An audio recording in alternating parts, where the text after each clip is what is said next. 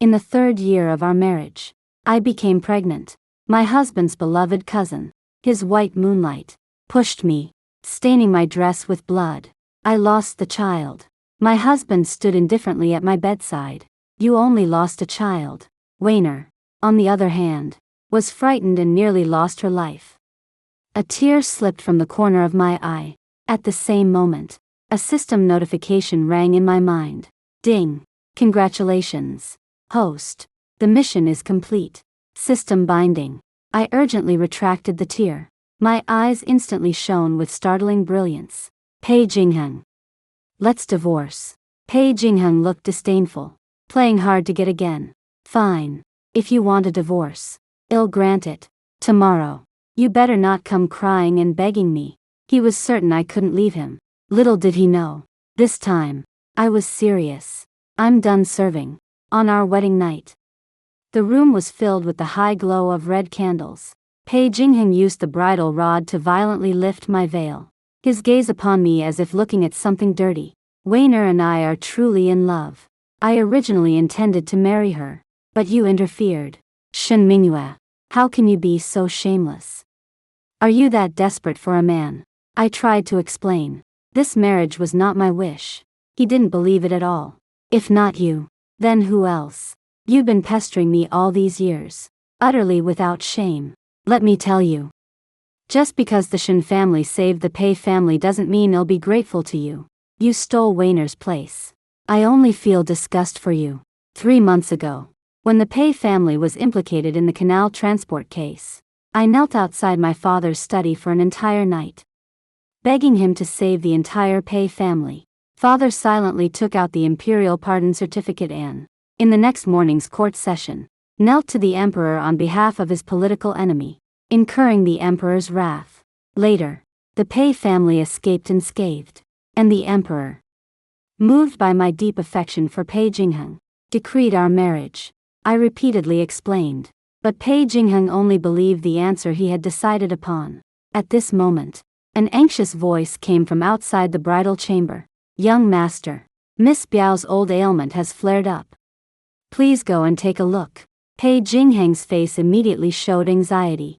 He completely disregarded me and hurried out. That night, he did not return. Spending my wedding night alone, I became the laughingstock of the entire Pei family. Chun Tao and Xiahe wiped away tears, feeling that I didn't deserve this. I, in turn, comforted them. It's okay. It'll be over soon. The 2 maids were puzzled. I didn't explain. Actually, I am a miserable transmigrator. I transmigrated into this melodramatic, abusive novel, becoming the male lead Pei Jingheng's #1 bootlicker and binding myself to the unswerving devotion system. I had to complete 100 acts of unswerving devotion for him, or I would be erased by the system. Now, I have completed 81 of them, with a little more effort. I'll soon be free. In order to complete the task as soon as possible, after marriage, I humbled myself, respected my mother-in-law, pleased my little aunt, and treated Lin Wayner politely. I was like a clay figurine without a temper. Very docile. Pei Jingheng's eyes still filled with disgust when he looked at me. Don't think that I will give you another look just because you are trying to please me. I will never touch you. My eyes welled with tears, appearing pitiful. A flicker of emotion flashed in his eyes, but it was fleeting. I wasn't discouraged by this, but instead, I poured my heart out to him even more. He occasionally mentioned Lee's almond milk in West Street, and I would line up before dawn. When I returned, my temples were covered in ice, but he would only glance at it and push it away, saying, "How dare you bring me something that's been sitting out all night?" On his birthday, I went to great lengths to find the rare book he had been longing for, but in front of me, he threw the book into the brazier and sneered. Such affectation. He caught a cold, and I personally brewed the medicine and waited on him. He deliberately knocked over the bowl, and the back of my hand was scalded red, but he casually said, "You can't even hold something steady. What use are you? Brew it again." Old Madame Pei advised him to restrain himself a bit. If she goes back to her parents' home to complain, the Pei family won't be able to explain ourselves. Pei Jingheng said with certainty, "She loves me so much. She would never do that." I indeed never went back to my parents' home to complain. Because I didn't want my parents to worry. This is the 95th thing. Soon, I will be able to return to my parents' side. But in the end, I didn't make it in time. My father was framed and imprisoned. I begged Pei Jingheng to help. After all, when the Pei family was in trouble, it was my father who single-handedly saved the entire Pei family. But unexpectedly, he flatly refused. Your father has offended the heavens. How can I save him? Do you want me to drag the entire Pei family down to be buried with him? As a member of the Pei family, how can I do such an unfaithful and unfilial thing? I pleaded bitterly, but Pei Jingheng ordered me to be confined. The Pei family stood by and watched, and my father left a bloodletter in prison, dying unjustly. My mother fell ill because of this. I wanted to go back to serve her, but Pei Jingheng stopped me again. The Shen family is in the eye of the storm right now. If you really care about your husband, you should take the initiative to draw a line between yourself and the Shen family. That's a wife's duty. In the end, I couldn't see my mother one last time. On the 7th day after my mother's death, her belongings were sent to the Pei family, but to old Madame Pei's Yian residence. I rushed over and heard Lin Wan's delicate voice. This bracelet is so clear. It makes my wrist look even whiter. She held up the mutton fat jade bracelet, my mother's personal item for 30 years, now twirling lightly in her fingers. Since Weiner likes it. Pei Jingheng sat in the armchair drinking tea, without even raising his eyelids. You can have it. No. As I stepped through the door, the laughter in the room stopped abruptly. Pei Jingheng's eyes suddenly darkened. Shen Mingyue, how dare you defy me? I raised my eyes to meet his. This is my mother's keepsake. His tone was indifferent. So what? It's just a bracelet. What's the big deal? Whatever Weiner likes. Even mountains of gold and silver. I will move in front of her. Lin Wan feigned hesitation. Cousin, let's forget it. This is precious. It's not appropriate for me to accept it. She took off the jade bracelet, pretending to return it, but loosened her hand the moment I reached out. Clang! The jade pendant fell to the ground, and shattered jade splashed onto my skirt. I didn't do it on purpose. She clutched at Pei Jingheng's lapel, tears welling up. Her gaze towards me filled with blatant provocation. Pei Jingheng said in a light, airy tone, "It's broken. So it's broken. It's just something from a dead person anyway. Bad luck to keep it." My body trembled uncontrollably. I suddenly remembered the day of my comeuppance ceremony, when my mother combed my hair, her fingers gently running through my long locks. My Mingyue, may you have a lifetime of peace and joy. Now, I can't even protect her belongings. I slowly squatted down, picking up the broken jade from the ground. A strange look flashed in Pei Jingheng's eyes. His tone stiff. It's just a jade bracelet. Who are you putting on this act for?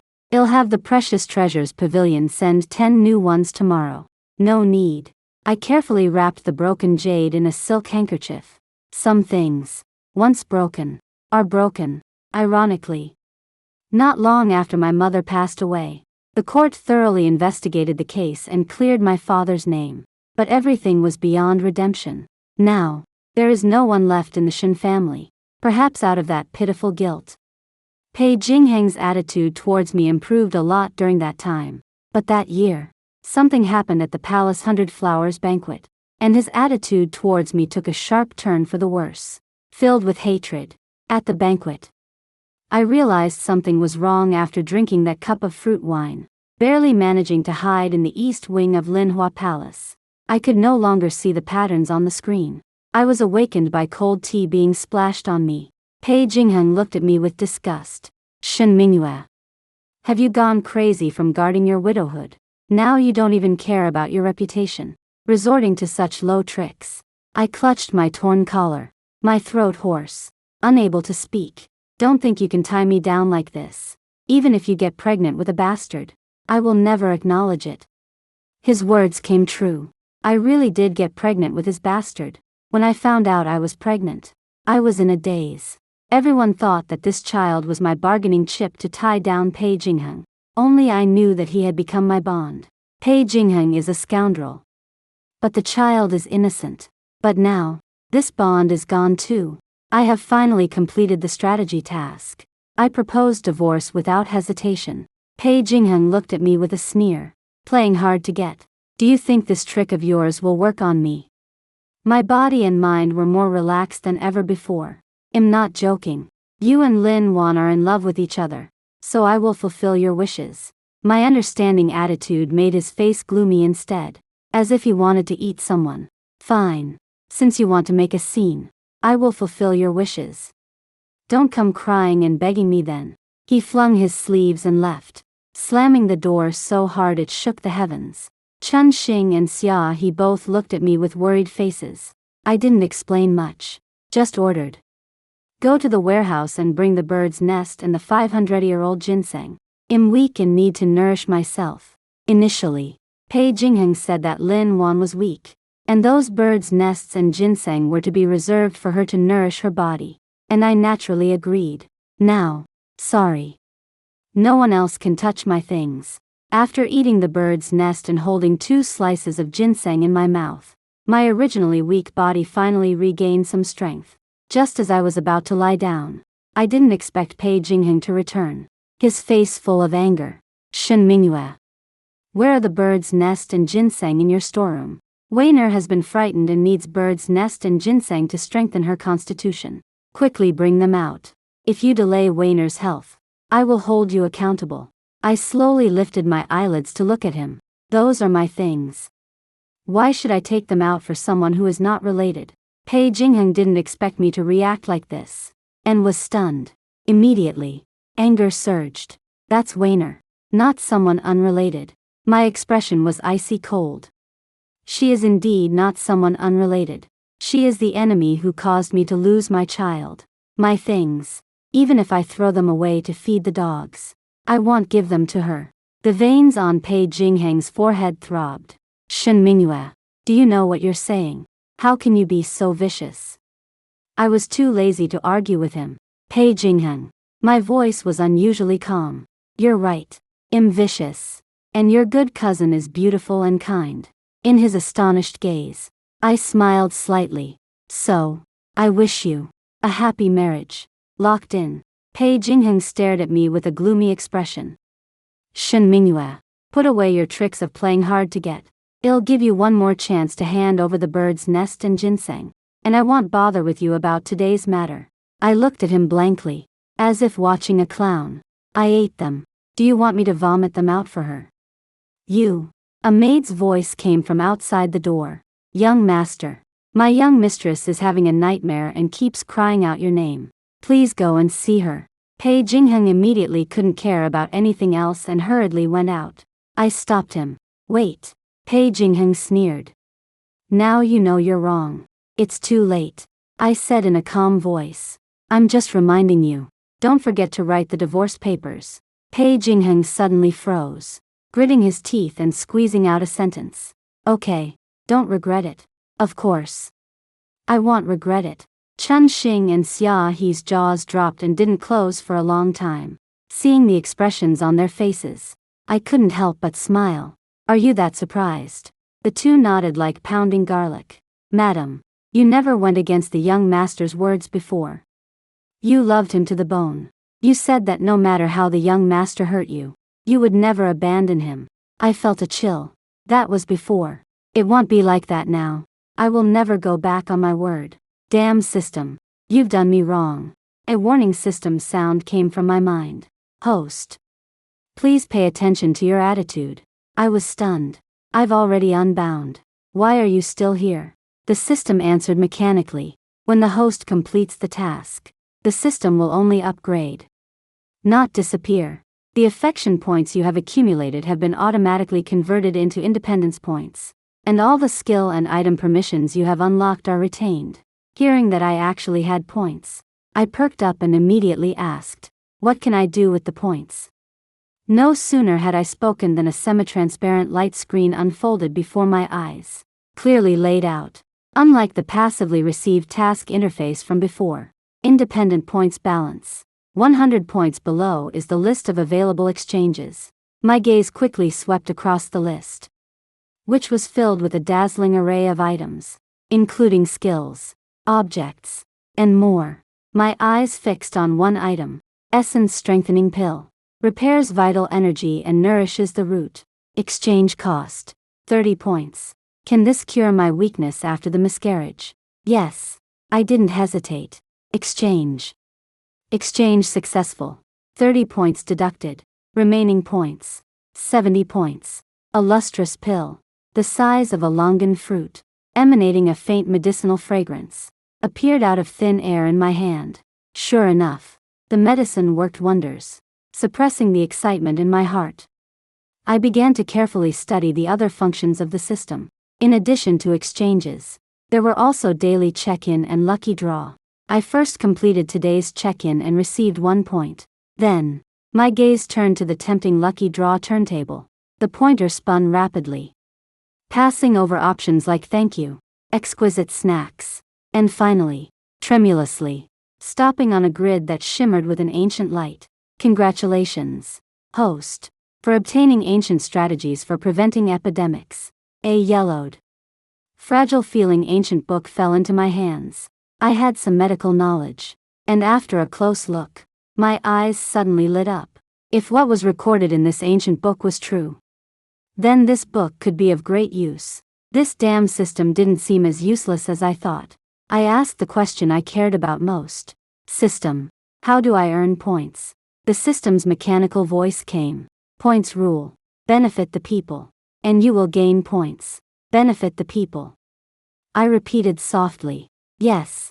Promote improved seeds, so that hundreds of households are free from hunger. And you can get points. Prevent and control epidemics. Save a city's population, and you can get points.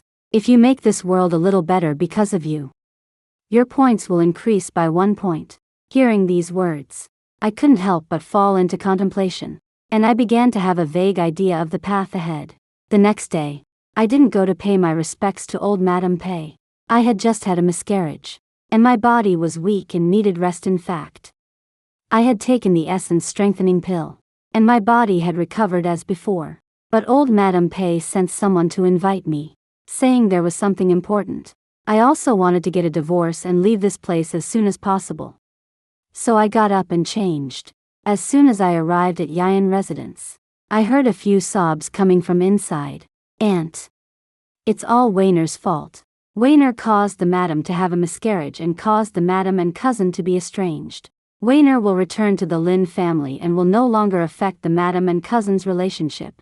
Old Madame Pei comforted her softly. Silly child. How can I blame you for this? You were also frightened last night. But the madam has already mentioned divorce to cousin. The old Mrs. Pei gently patted Lin Wan's hand, her tone firm. She's just throwing a tantrum. She definitely can't bear to leave Jingheng.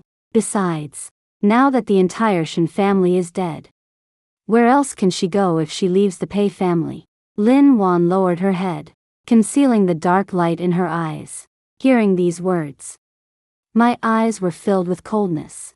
They assumed I would have nowhere to go if I left the Pei family, but they don't know that I have my own bargaining chips.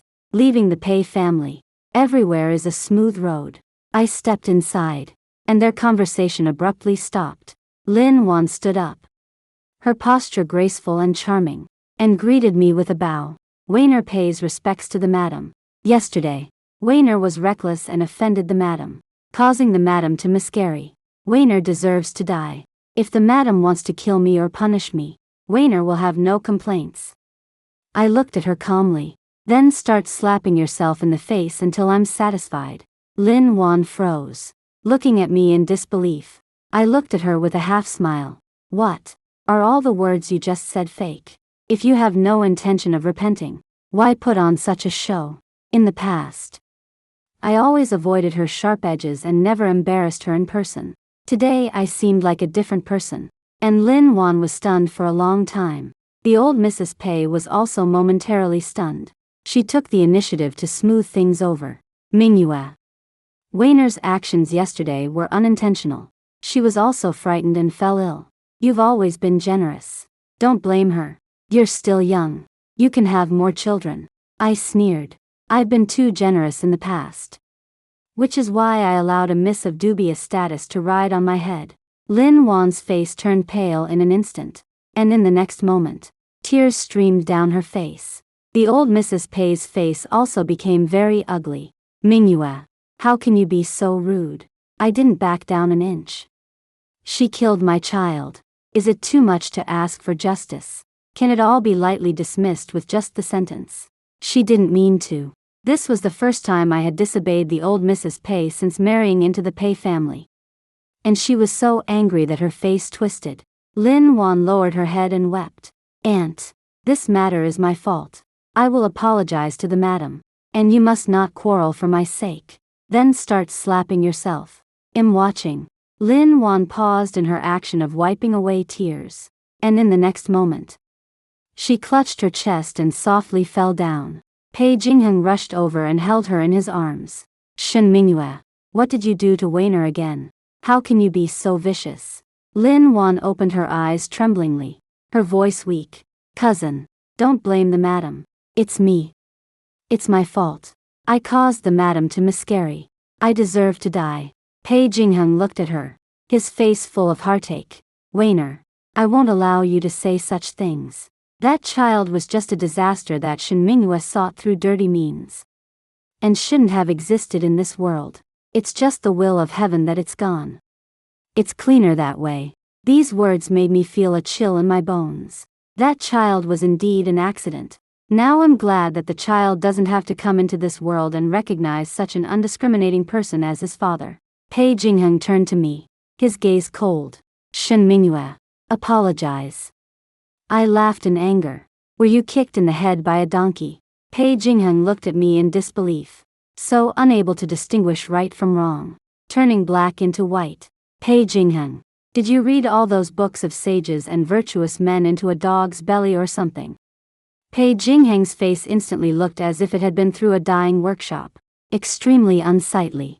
Shen Mingyue, look at your current state. Where is there even a hint of the dignified demeanor of a lady from a respectable family? Sharp-tongued and mean. Simply unreasonable. I scoffed. I was originally a crude military general's daughter, not worthy of your scholarly family. May I ask if the divorce agreement is ready? Summon the elders of the clan immediately. I want a divorce. This is my true nature. These past years of trying to complete the strategy mission have been too stifling. Pei Jingheng seemed to have reached the end of his patience. Enough. How long are you going to be unreasonable?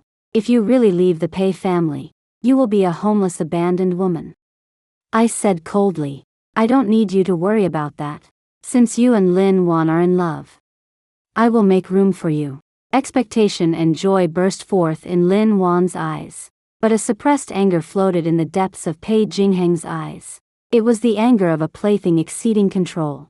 The old Madame Pei suppressed her anger and spoke. Mingyue. Jingheng was just anxious for a moment.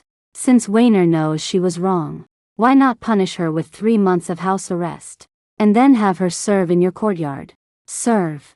I interrupted her, my gaze sweeping across Lin Wan's instantly frozen face. Is it to have her push me again? Or to poison my tea? You. The old Madame Pei trembled with anger. How can you? This child. Mother. There is no need to say more. I turned to look in the direction of the ancestral hall. Either write the divorce agreement within 7 days, or will beat the Dengguan drum to accuse the Pei family of favoring a concubine and destroying his wife, and condoning murder of descendants. Lin Wan's sobs came to an abrupt halt. Pei Jingheng suddenly clenched his fist. You dare? Try me and see if I dare. I left after saying those words. Lin Wan cautiously watched Pei Jingheng's face. Cousin, from the way the madam looks, it seems she has really made up her mind to divorce you. Pei Jingheng's face was as gloomy as ink. Impossible. She can't leave me at all. In these 3 years, he had used divorce as a threat more than once, and every time I cried and begged him not to drive me away, he was certain that I would do the same this time. At the latest by tomorrow, she will definitely come to me, begging for forgiveness. But Pei Jingheng waited for 3 days and did not see me take the initiative to apologize. After making some inquiries, he learned that I had already moved out of the Pei family and into another courtyard. Pei Jingheng once again made a harsh statement. Go tell her. If she doesn't crawl back within 3 days, she doesn't need to come back for the rest of her life. 3 days later, I didn't go back. And I didn't know or care what harsh words he said. I was counting my dowry and property. Since I was leaving, I wouldn't leave them a single penny. But there was always someone disturbing my peace. My husband's younger sister, Pei Jiao, stormed into the villa, immediately confronting me with a barrage of questions. Shen Mingyue, what do you mean by this? Why didn't you pay for the ruby jewelry set I ordered at Linglong Pavilion? And why did you have the shopkeeper return it? Are you deliberately trying to make me lose face in front of my friends? I already bragged about that set to the vice minister's daughters. In the past, I spent a lot of money on Pei Jiao, but she showed no respect for me as her elder sister-in-law, taking it all for granted. But now, I won't indulge her anymore. Why should I pay for the jewelry you ordered? Are all the Peis so shameless? Pei Jiao was stunned at first, then flew into a rage. How dare you speak to me like that? I'm going to complain to my brother. This was her trump card. As long as she brought up Pei Jingheng, I would obediently comply. But this time, she miscalculated. My tone was indifferent. Be my guest. Pei Jiao stared at me in disbelief and anger. You've gone mad. I'm going to tell my brother right now. He will despise you even more.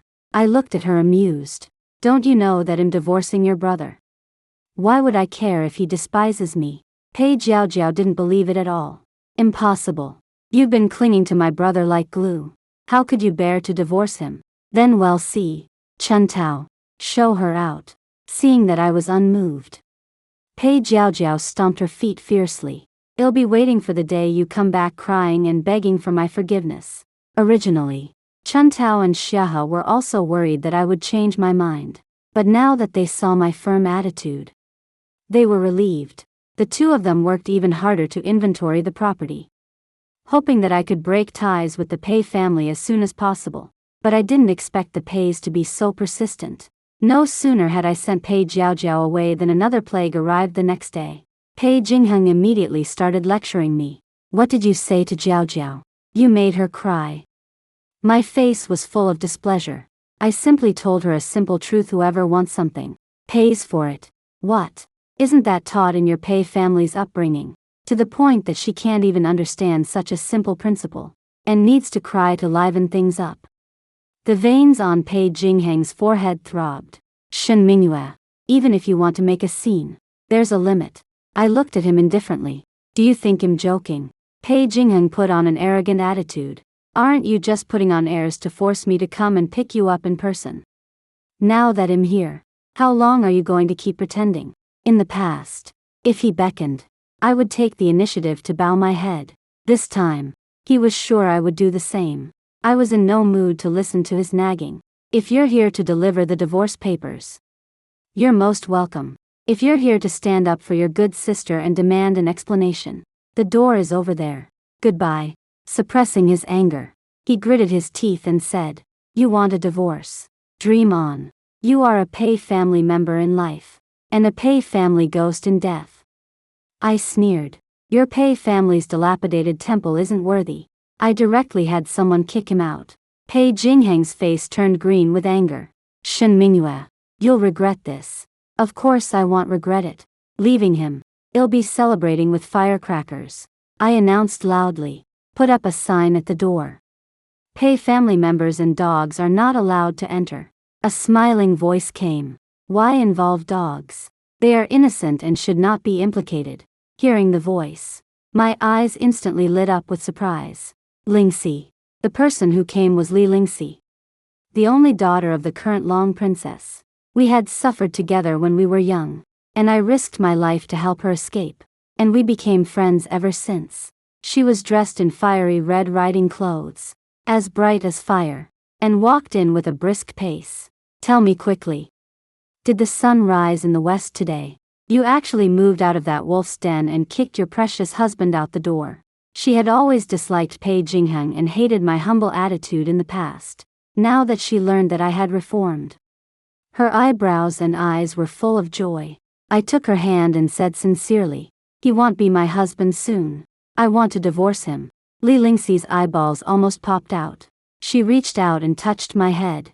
I smiled and brushed her hand away. My eyes clear. I'm serious. My eyes, which were covered in dust, have finally been cleaned, confirming that I was serious. Li Lingxi was so happy that she almost jumped up and slapped me hard. Good, good. You've finally returned to your senses and are willing to climb out of that cesspool. I've always said that family. She was quick-tongued and scolded the Pei family from top to bottom. She didn't stay long because she had to rush to the palace. Seeing the anxious look on her face, I asked. She leaned closer, lowered her voice, and said with a trace of worry, "It's my cousin the Crown Prince. His condition is not good. They say he's poisoned." The Crown Prince was poisoned. I was shocked. That prince has an excellent reputation. And he helped my father when he was framed in front of the emperor. I have always remembered this kindness. After a little thought, I calmed down and secretly called the system in my mind. System, do you have an antidote? Returning to the host, there is a universal antidote pill, which requires 70 points. That's so expensive. The system said proudly. This system's antidote can cure all kinds of poison, which is worth the money. Hearing this, I gritted my teeth and exchanged it anyway, exchanging one universal antidote pill, costing 70 points. The current points balance is 0 points. The points I had saved for several years were spent in a few days. I didn't have time to feel the pain, so I quickly stuffed the small porcelain bottle in my hand into Li Lingxi's hand and whispered, "This is an antidote pill that can cure all kinds of poison. If you believe me, give it to the Crown Prince." A trace of surprise flashed in Li Lingxi's eyes, and then turned into complete trust. She held the porcelain bottle tightly. "Mingyue, I believe in your things. I will definitely find a way to get my cousin to use it." Li Lingxi left in a hurry, and I began to study the unlocked medical books on the system screen. The points are gone. I have to find a way to earn them quickly. I was engrossed in reading when a familiar mechanical voice echoed in my mind. Ding! Detected that the host has successfully cured the crown prince of this dynasty, resolved the crisis of the dynasty, and stabilized the foundation of the country. Reward: independent points 1500. Current point balance: 1500 points. 1500 points. I was so shocked I was almost speechless. System, I asked in disbelief. I can get so many points just by saving one person. You know, I only earned less than 100 points in all those years of being a simp. Even after working my ass off, points are based on the target's impact on the people. The Crown Prince is related to the fate of the country. Saving him alone means avoiding the turmoil and war that thousands of people might suffer. And the merit is far beyond the ordinary. I see. Now I don't feel sorry at all. I just think this deal is extremely cost-effective. Li Lingxi rushed over, her eyes full of joy. "Mingyue, you are amazing. Cousin Prince was immediately cured after taking your detoxification pill. Where did you get it from? How could it be so miraculous?" I said vaguely. This was left by my father. Li Lingxi believed it when she heard it, and I secretly breathed a sigh of relief. With this successful precedent, I became very interested in the system. And I would bring up the system page to study it whenever I had nothing to do. At the same time, I was also thinking about how to continue to accumulate points in the future. Just as I was concentrating on my research, an uninvited guest came to the other courtyard again. This time it was Lin Wan. There were no guards here, so she broke in with people, and Chun Tao and the others couldn't stop them. She looked at me, her face full of triumph. "Shen Mingyue, how does it feel to be a stray dog?" Before I could speak, she slowly opened her mouth again. "I have a message to tell you this time." She touched her stomach. "Impregnant with cousin's child. And cousin has already agreed to marry me as a concubine." After saying that, she kept staring at my reaction, wanting to see my face change suddenly. But I sneered. "What a big joke I've heard. A concubine. Isn't that just a concubine? You claim to be truly in love, deeply affectionate and unrepentant. And Pei Jingheng uses such a thing to send you away." The triumph on Lin Wan's face froze, and then turned into anger. "What are you proud of? If cousin wasn't concerned about his reputation in the officialdom, He would have divorced you long ago. Cousin also said that all the expenses in the house will be under my responsibility. And from now on, you will just be a decoration in the Pei family. I thought of the mess in the Pei family and laughed directly. Over the years, the Pei family's huge facade has been struggling to support itself with my dowry. Now that I'm gone, the Pei family has found another sucker in Lin Wan. And she's still happy about it, which is really funny. Then he'll congratulate you first. Lin Wan said firmly. You must be very sad now, right? I sighed quietly. I'm so sad. So sad that I'm about to laugh out loud. Lin Wan became even more smug. I just couldn't stand your arrogant attitude before. So what if you're the daughter of the general of Zhenbei? Now, haven't you become a helpless orphan? Shen Mingyue. From now on, you are my loser. You can only make a living under my hand. Having asserted her dominance, she walked away with her nose in the air. Chun Tao and Xiahe both cried with anger. The young master is really too much. Mistreated the young master with all her heart. But in the end, she was completely betrayed. I don't have time to be sad. I have to find a way to make Pei Jingheng obediently divorce me, and also get back all the dowry that belongs to me. As dusk approached, the sound of carriages was heard outside the courtyard again. Chun Tao hurriedly ran in to report. Miss, there are guests. Without even looking up, I said, who is it this time? Drive away anyone who is irrelevant. There was a smile in Chun Tao's tone. Miss, it's Lord Gu and the old Madam Gu here to see you. I immediately looked up when I heard that. A look of surprise bursting from my eyes. I immediately went out to greet them. Grandmother, uncle, my Yuer. Her cold hands tightly grasped mine, and tears rolled down the wrinkles on her face. They Pei family. How dare they bully you like this? It's simply outrageous. Looking at the tears on my grandmother's face, my eyes couldn't help but feel sore. Uncle Gu Wenhai looked at me with some reproach. Such a big thing happened. Why didn't you send someone to send a message to the Gu family? If we hadn't heard that Pei Jingheng was going to marry a second wife, we wouldn't have known you were suffering. I suppressed the sourness and emotion in my heart. I can handle this matter myself. Grandmother covered her chest with a handkerchief and coughed for a long time, and said decisively, divorce. The Pei family is a den of wolves. It's better not to stay there. From now on, the Gu family will be your maiden family. I gently wiped the tears from the corner of the old woman's eyes. Grandmother, I was planning to divorce anyway. Good. Good. She patted the back of my hand repeatedly. We won't put up with this humiliation. I looked at Gu Wenhai. Uncle, I have something to ask of you. Gu Wenhai immediately said. What are you talking about? Just tell me. In a few days, the Pei family will be having a happy event. I would like to ask my uncle to bring a few uncles from the censorate, to ask for a glass of wedding wine. It's time to get back what belongs to me. The Pei residence was decorated with lanterns and colored banners, and guests filled the house. I stood outside the vermilion gate of the Pei mansion, listening to the deafening wedding music coming from inside, and a smile curled up on the corner of my lips. The good show is about to begin.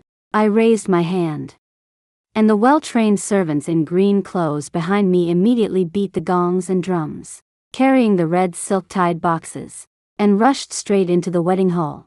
The laughter and chatter of the guests in the hall came to an abrupt halt.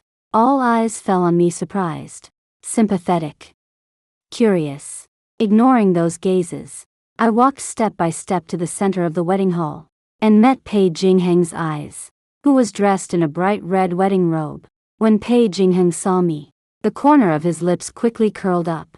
You're finally willing to come back, but it's too late. I've decided to marry my cousin, and I will never change my mind. I secretly laughed to myself. That man was as self-righteous as ever. Don't misunderstand. I'm not here to interfere, but to give the newlyweds a congratulatory gift. I raised my hand, and someone unfurled a huge ledger. The announcer's voice boomed. The first gift is a true record of the Pei family's household affairs. Young Mistress Shen congratulates young Master Pei and his new wife on their wedding and hereby publicly presents the household accounts she has advanced on behalf of the family over the past 3 years. May the Pei family's accounts be clear from now on. and may the new wife's dowry no longer be needed to fill the deficit. The scroll was densely packed. From the bribes given to advance Pei Jingheng's career to the Pei family women's monthly rouge and powder. On the surface, there were the whole family's seasonal clothes and New Year's purchases. And behind the scenes, there was old Madame Pei's principle for lending money at usurious rates. All in all, item by item, detail by detail, in full view of everyone, the Pei family's glossy exterior was stripped clean. The guests were immediately in an uproar. And whispers surged like a tide. The second gift, returning something in perfect condition. A brocade box was opened, and inside were a few slightly old men's items, a jade pendant of ordinary quality, and a wolf hair brush with a bald tip. Young Mistress Shen congratulates young Master Pei on finding true love, and hereby returns his past tokens of affection. May your love be free from the smell of money and devoid of calculation. In the past 3 years, Pei Jingheng had only given me these 2 things, which I cherished as treasures. Looking back now, it's truly laughable. The third gift, a doctor's benevolence. A package of fine medicinal materials was presented. Young Mistress Shen, mindful of her own weak body after her miscarriage, specially presents good medicine to Miss Lin. May she take good care of her health and avoid delaying treatment due to palpitations caused by others, as the young mistress did, ultimately losing her child. As soon as the announcement fell, the scene was in an uproar. Several censor officials invited by Gu Wenhai angrily rebuked Pei Jingheng for disgracing the literati and left the banquet in anger. It was foreseeable what kind of impeachment Pei Jingheng would face in the morning court tomorrow. A wedding banquet turned into a farce.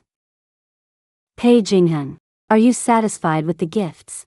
Pei Jingheng's face was ashen, almost murderous. Shen Mingyue, you're courting death. If you had honestly written the divorce papers, why would I have gone this far? Now I give you 2 choices. Before noon tomorrow, send me the divorce papers and all my dowry. Otherwise, we'll see each other at the Shuntian Prefecture Court. I'll take the evidence and accuse you of favoring your concubine and neglecting your wife, letting your concubine anger and harm the main wife, leading to a miscarriage. Let the upright magistrate judge your romance with Miss Lin. Old Madame Pei pointed at my nose and cursed. You jealous woman, stirring up trouble and disgracing our family. You only deserve a letter of divorce. And don't even think about taking away half of your dowry. Hearing this, I laughed in anger. Consider all my efforts in the past 3 years as having been fed to the dogs. But what belongs to me, your Pei family, don't even think about embezzling a penny. Old Madame Pei wanted to call the servants to invite me out. But fortunately, I brought enough people today, and they didn't hurt me at all. Just then, a loud voice came from outside the crowd. Imperial edict. The noisy crowd was startled and immediately made way. Li Lingxi, escorted by a group of palace guards, strode in with her head held high. I was stunned. She quickly winked at me, then composed herself with a stern expression, and announced loudly, Pei Jingheng, receive the imperial decree. Old Madame Pei's face lit up with joy. It must be that Jingheng has received the emperor's favor.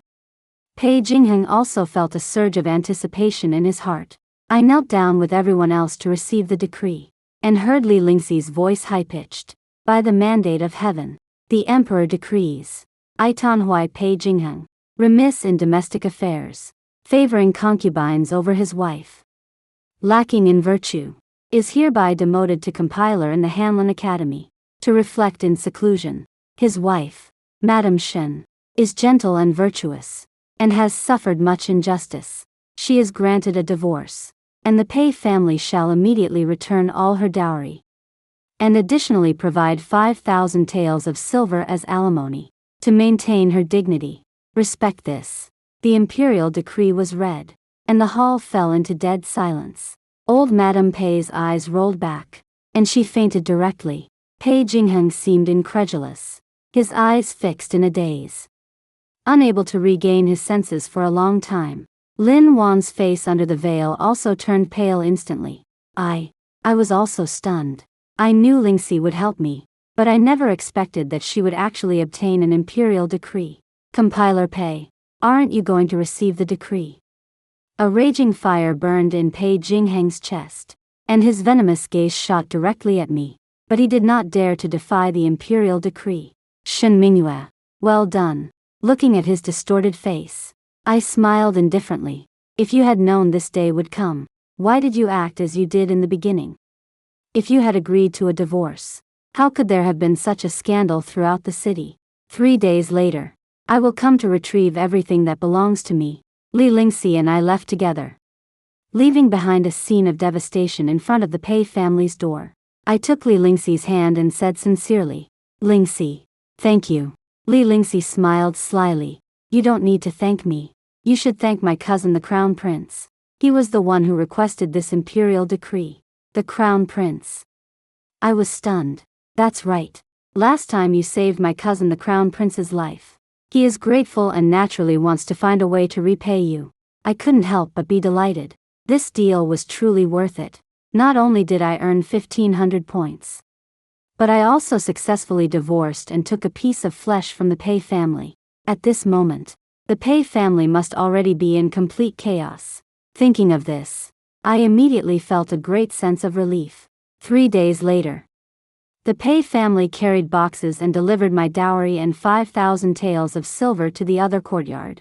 Pei Jingheng stood at the front of the line, staring at me with bloodshot eyes, his voice hoarse. Shen Mingyue, I didn't expect you would take things so far. I counted the items without even looking up. It's never been me who has taken things so far. In those 3 years at the Pei family, have you ever given me a shred of respect? Since you and your cousin are so in love, I am now fulfilling your wishes. Wouldn't that be just what you want? He gritted his teeth. That 5,000 taels. That's what I deserve. I interrupted him. I was a workhorse for the Pei family for 3 years, and I even lost a child. This 5,000 taels cannot buy back the humiliation I suffered and the pain of losing my child. It's just the price you should have paid. My gaze stopped Pei Jingheng in his tracks. After a long while, as if regaining his confidence, he said fiercely, without me, you're just a discarded woman. Do you think you'll find a good match in the future? I'll wait. Wait for the day you come back begging for my forgiveness. Looking at him still immersed in the past, deluding himself, I found it utterly ridiculous. Pei Jingheng, listen carefully. I met his gaze, each word clear and distinct. I, Shen Mingyue, will never regret today's decision. Not in this lifetime. After the divorce, I felt completely relaxed. I am no longer Pei Shen's wife. I am simply Shen Mingyue. I began to take stock of my dowry. Those impractical jewelry and fabrics.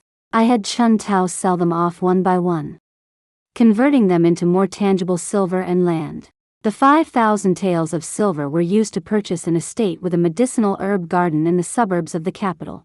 I took out the medical books and seeds rewarded by the system, following the books to identify herbs and study medical records.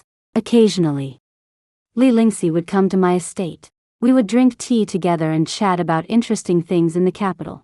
She brought me a lot of amusing stories about the Pei family. It turned out that the 5,000 taels of silver they gave me were actually from Lin Wan's dowry. Li Lingxi was very mindful of this. The Pei family is truly shameless, relying on their daughter-in-law's dowry to survive. I smiled calmly. One is willing to hit, and the other is willing to be hit, just like I used to be. Fortunately, I have now escaped the pit of fire. Recently, there has been a lot of rain in the capital, and I have to be more careful in managing the medicinal herb garden, lest these delicate herbs suffer from the dampness. What I didn't know was that the rain in Jiangnan was even more devastating. Finally, one day, the dam breached, and 28 counties were affected. Upon learning of this, I immediately decided to go to Jiangnan in person. I ordered people to open the treasury, buy grain and medicine, and set off immediately. To make things easier, I dressed as a man and rushed to Qinghe County, the most severely affected area. But someone was faster than me. Crown Prince Li Xianjin stood in the center of the mud and chaos. His ordinary indigo cloth robe was soaked with mud, and the hem was splattered with mottled mud spots. His voice was already hoarse, but he still issued commands clearly.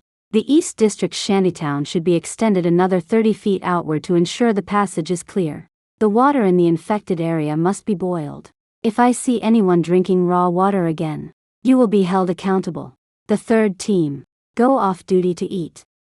The fourth team, fill the gap in the dam. At his feet was the newly planned resettlement area. Although the disaster victims looked sad, they had already begun to receive porridge in an orderly manner. In the distance, countless strong men were shouting and carrying earth, stones, and wood, working hard to reinforce the remaining dam. Imperial physicians and recruited doctors shuttled back and forth between the sick tents, and the air was filled with the smell of lime and herbs. He had no superior crown prince airs, only the pragmatism and responsibility to share the hardships with the disaster victims. This crown prince is truly a man of action, in the name of a righteous merchant. I quickly arranged for my men to set up cauldrons to cook porridge and distribute medicine on the spot. I sent the large quantities of medicinal herbs I had brought directly to the medical tents, while I, along with my medical assistants, plunged into the throng of patients. The virtuous crown prince personally received me and expressed his gratitude for my generosity. He didn't recognize me, and I didn't want to cause any unnecessary trouble, so I focused on the disaster relief efforts. Everything was moving in a positive direction. But then a sudden change occurred. It was a seemingly ordinary evening when Li Xianjin, as usual, patrolled near the porridge distribution point where I was stationed to check on the porridge distribution. I quietly looked at him. His face was pale, with dark circles under his eyes. His robes hung loosely on his body, and he looked much thinner overall. Just as I was secretly lamenting that being the crown prince wasn't easy, I caught a glimpse of a ragged, numb-looking disaster victim slowly approaching Li Xianjin. I recognized the man. His name was Zhang De. His entire family was gone, and he was completely despondent. For some reason, my heart skipped a beat. In the next instant, I saw him pull out a sharpened bamboo spike from his chest and thrust it towards the back of Li Zuanjin's neck. Without thinking, I abruptly pushed Li Xianjin aside, then turned and raised my leg, kicking Zhang Da's wrist with all my might. Instantly, the bamboo spike flew out of his hand. Li Zuanjin's guards finally came to their senses, quickly stepped forward, pinned Zhang De down, and swiftly shielded Li Xianjin within their circle. Zhang De, subdued, still had bloodshot eyes and appeared utterly deranged. It's you who embezzled the funds for repairing the dikes, causing the death of my entire family. You deserve to die. My parents, my wife, my children, all gone. All gone. It's not just me, but so many people behind me. Everyone's homes are destroyed. I was both anxious and angry. It was corrupt officials who embezzled the money. What does it have to do with the crown prince? The crown prince brought food and medicine to the disaster area, giving everyone shelter and medical care. If you kill him, you're killing everyone's benefactor. You're the one making a terrible mistake. The guards wanted to execute Zhang De on the spot, but Li Xianjin stopped them. He slowly walked up to Zhang De and then looked at the disaster victims, bowing deeply to everyone. The entire scene fell silent. Li Xianjin straightened up, his voice strong and resonant, clearly reaching everyone's ears. This bow is on behalf of the court, on behalf of the government, to apologize to you, to all the unjustly deceased. It is due to the court's poor oversight that this tragedy has occurred. He slowly scanned the crowd of disaster victims. I, Li Xianjin, in the name of the crown prince, swear to heaven, upon returning to the capital, I will thoroughly investigate the case of embezzlement concerning the Jiangnan dike. No matter who is involved, regardless of their rank, I will punish them severely to comfort the myriad of departed souls and to give the living justice. If I break this oath, may heaven punish me. His words carried immense weight and resonated powerfully. Zhang De stared blankly at Li Xianjin, the madness and hatred in his eyes gradually replaced by immense grief. And finally, he collapsed to the ground, wailing loudly. Li Xianjin did not punish Zhang De, and because I had saved his life, I was invited into his tent. Before I could even offer my greetings, I saw a figure sway before me, and he fell straight forward. The tent immediately erupted in chaos. Li Xianjin had contracted the epidemic. The epidemic prevention has been strict during this period. And the Imperial Hospital's medicinal diet for prevention is distributed daily. I have tasted it, and there are no problems with the formula. I thought the anti-epidemic formula I had prepared would be useless. But who knew that the epidemic still found its way in? Li Xianjin was exhausted from working day and night, and his body was weak, so he was the first to fall ill. Immediately afterward, news came from all over that disaster victims were falling ill one after another. The epidemic was raging, and the imperial physicians of the Imperial Hospital were at a loss. I immediately offered the formula I obtained from the system. The director of the Imperial Hospital held the prescription, looking embarrassed, and dared not use it without authorization. In the silence, Li Zuanjin's weak but clear voice came from the sickbed. Use her formula. I will personally test the medicine. The director hurriedly dissuaded him. Your Highness. Absolutely not. He struggled to raise his eyes to look at me, and there seemed to be a very faint smile on his lips. She saved me. More than once. I trust her. I was stunned. Could it be that he had already recognized me? I personally served Li Xianjin the medicine, observing his pulse and complexion at all times. My expression tense. After taking the medicine for 3 consecutive days, Li Zuanjin's high fever still did not subside, and I couldn't help but doubt my own prescription. The person on the bed suddenly opened his mouth, his voice hoarse from the high fever. The last time I was poisoned, my life was hanging by a thread. And you dared to give Lingxi an antidote pill of unknown origin, this time, with a named and known prescription. Why are you afraid instead? I raised my eyes to meet his eyes, which were particularly moist and bright from the fever. Hearing this, my uneasy heart was immediately soothed. I looked at him and asked the question that had been lingering for a long time. Your Highness, when did you recognize me? I recognized you from the first time I saw you. I didn't expect that you, a woman, would have such courage to go to a dangerous place in person. My answer was righteous and awe-inspiring. It doesn't matter whether you are a man or a woman when you do practical things for the people. In fact, I was ashamed in my heart.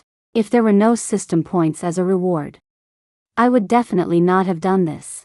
Li Zuanjin's gaze fell on me, as if with a bit more appreciation. The guard rushed in anxiously, interrupting our conversation. Your Highness, it's not good.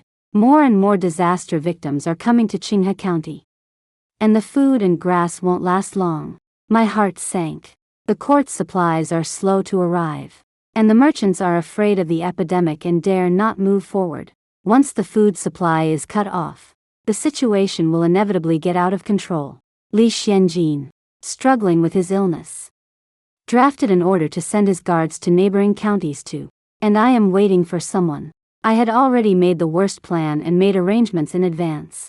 Now I only hope that person doesn't screw up. On the 4th day, the high fever finally subsided, and the prescription finally worked. The prescription was to the people. Mild cases improved in 3 days, and severe cases also showed signs of improvement. The haze in the city gradually dissipated. However, the medicinal materials were soon in short supply. I endured the heartache and exchanged all my points for medicinal materials, but it could only last for 3 days. I humbly flattered. System, can I borrow points? The system's cold and ruthless voice came. No, I was unwilling to accept this. You haven't even settled the score for me saving your life twice. The system's voice remained steady and calm. Only 1 credit is given per person. Helpless, I mobilized the people to gather medicinal herbs from the mountains, and I myself ran around the mountains every day. On this day, I was overjoyed to have found a precious dragon blood grass when a messenger rushed over to report. Miss Shen, it's here. The grain, the medicinal materials, they're all here. I immediately rushed to the dock. When I saw the bright figure at the bow of the ship, I couldn't help but be stunned. It was actually Li Lingxi who personally escorted the grain. Li Lingxi got off the ship, and I threw myself into her arms. Lingxi, why are you here? Li Lingxi's tone was reproachful. How dare you say that? You secretly came to the disaster area without telling me in advance. Look at what you've done to yourself. Her face was full of disdain. But she let my mud-stained face rub against her expensive dress. Did you come alone? Li Lingxi gestured behind her with her mouth. How could I have the ability to get so much grain and grass? It's all thanks to your cousin. He came forward to make agreements with various merchants, and each family handed over their stored grain to him for unified transportation. He alone took the risk of transportation. And the merchants enjoyed the benefits of selling. So he was able to raise so much grain so quickly. My cousin Gu Linfeng followed closely behind and got off the ship. My maternal family was originally a family of upright officials. But this cousin of mine didn't like poetry and books, but loved business. My uncle broke countless whips on him, but he still went his own way and was eventually banished from the family. The person I entrusted with great responsibility was him. And he really did not disappoint me. Gu Linfeng walked up to me and whispered with a smile, "Don't forget the conditions that cousin promised." I didn't change my expression. Of course. I won't forget. Of course. I wouldn't say that the matter I promised didn't even have half a shadow. But the immediate matter is more important. And the debts later can be repaid later. With this batch of grain and medicinal materials, the urgent needs of the disaster area can be solved. 3 days later, the Imperial Court's grain and grass team finally arrived, with flags askew, showing fatigue, and the official in charge of escorting the grain, sitting high on the horse, was actually Pei Jingheng. It turned out that no one was willing to take on this difficult task of going deep into the epidemic area. After being demoted, he was eager to make meritorious deeds and reorganize, so he volunteered. He was calculating the merit of providing charcoal in the snow. But he never expected that he would be one step late, and the limelight and credit had already been taken by others. At this moment, his face was ashen, and his mood was extremely bad. His eyes swept over the crowd and saw me. After the shock, there was a burst of anger. He strode up to me, his usual demeanor no longer there, and opened his mouth with a mean question. "Shen Mingyue, you're still haunting me here. Do you even have any shame? I'm telling you, even if you regret it now, the Pei family will never want a woman like you again." He looked at me with the familiar condescension in his eyes. His face was contemptuous, but in fact, he carried a strong sense of superiority, enjoying my pursuit and unwavering devotion to him. I was so angry that I laughed. "I came here to help the victims. What does it have to do with you? You're just being sentimental. Disaster relief. Just you, a woman." He spoke as if he'd heard the biggest joke in the world. Seeing me entangled with Pei Jingheng, Li Lingxi immediately rushed to defend me. "What about women? Is Lord Pei blind? Take a look around this disaster area. How many women are carrying stones to build embankments and caring for the wounded just like men? Without women, could you men conjure up children out of thin air yourselves?" Pei Jingheng coldly said, "This is a private matter of mine. There's no need for the princess to interfere." I immediately spoke up, drawing a clear line. "Lord Pei, be careful with your words. The imperial decree has been issued. You and I are divorced, and we are now strangers. How can there be a private matter to discuss?" Pei Jingheng's eyes blazed with fury at my words, and he stared intently at me. "Shen Mingyue, how long will you keep being stubborn? If you are willing to lower your head and admit your mistake now, I might consider giving you the status of a concubine." I felt utterly absurd at his arrogance and delusions. If Lord Pei suffers from delusions, it would be best to find a doctor to see you as soon as possible, lest you make a fool of yourself here. "You."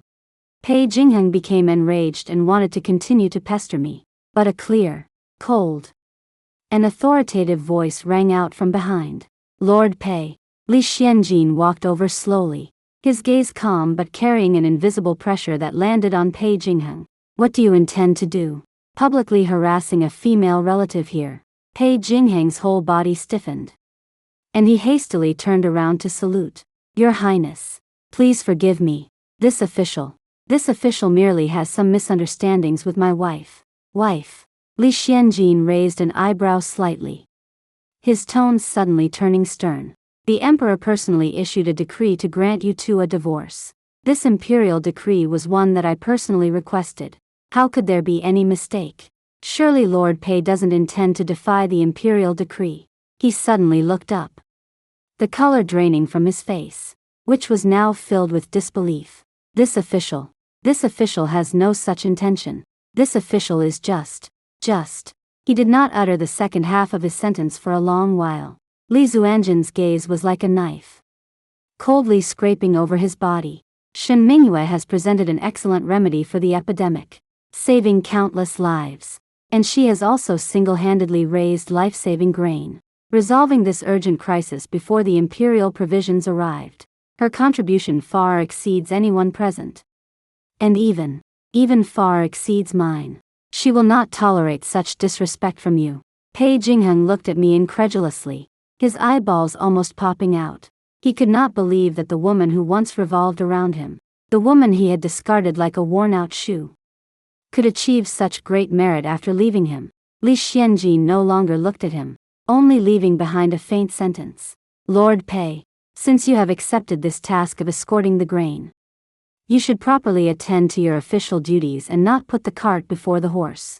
Pei Jingheng swayed, his face filled with unprecedented panic and embarrassment. He no longer had the face to stay and almost stumbled as he fled. Looking at his fleeing back, I felt a sense of triumphant vindication. I thanked Li Xianjin. Thank you, Your Highness, for speaking up in my defense. Li Xianjin looked at me quietly, a faint smile on his lips. I am merely stating the facts. Your achievements are plain for all to see. Upon returning to the capital, I will surely request merit on your behalf from the Emperor. The moment I heard the words request reward, my heart fluttered, knowing my chance had come. Seizing the opportunity, one spoke with just the right amount of sincerity. Your Highness is too kind, and I am deeply grateful. If we're talking about merit, I do have a request. Li Xianjin raised an eyebrow slightly. Oh, let's hear it. I would like a salt license. This was the condition I had promised my cousin. My cousin is meticulous, and I can't go back on my word. Otherwise, I can forget about asking him for help in the future. Li Xianjin was silent for a moment, and I immediately became nervous. A salt license is no small matter, and I'm afraid my small contribution isn't enough. Just as I was feeling uneasy, a gentle voice finally came from above. Granted. Joy burst forth in my eyes. Thank you, Your Highness. The disaster relief was coming to an end. The epidemic was quelled. The victims were properly resettled, and everything returned to order. My points finally arrived. Ding. Successfully controlled a major epidemic. Directly treated 720 people. Reward points 11720. Ding. Contributed a good remedy for the epidemic, benefiting future generations. Reward points 3000. Ding. Raised key supplies of grain and stabilized 30,000 disaster victims. Reward points 15,000. Total points earned this time 29,720. Current total points 29720. Listening to the constant dings in my mind, I almost split my face from smiling. So this is what it feels like to make money every day. So exhilarating. When you have more money in hand, you can't help but want to spend it. I reopened the system panel and entered the system store. With nearly 30,000 points. Those items that were once dark have now lit up. My gaze accurately locked onto one of the entries, and the light in my eyes grew brighter cement. However, the price tag of 10,000 points made my heart ache. System, can I get a discount? Prices are clearly marked. No bargaining. I gritted my teeth and exchanged for the cement formula. A small recipe appeared in my hand. I knew how important this recipe was. If it were submitted directly to the imperial court, it would surely be another great achievement. But I didn't do that. I want not only fame, but also profit. Gu Linfeng arrived quickly. He had been busy these past few days, his feet barely touching the ground, looking disheveled and not at all like a young nobleman. Of course, I wasn't doing much better. He asked as soon as he opened his mouth. Where's my salt license? I quickly reassured him. Don't be anxious. Don't be anxious. I will never break my promise. Right now, I have a bigger deal to discuss with you. Guaranteed to make a fortune. I handed him the recipe. At first, he was somewhat nonchalant, but as he read it, the laziness on his face instantly disappeared, and his expression became extremely solemn. Solidifies when exposed to water. As firm as a rock. Mingyue. Is this true? He looked up at me, his eyes gleaming with a light unique to hunters when they spot their prey.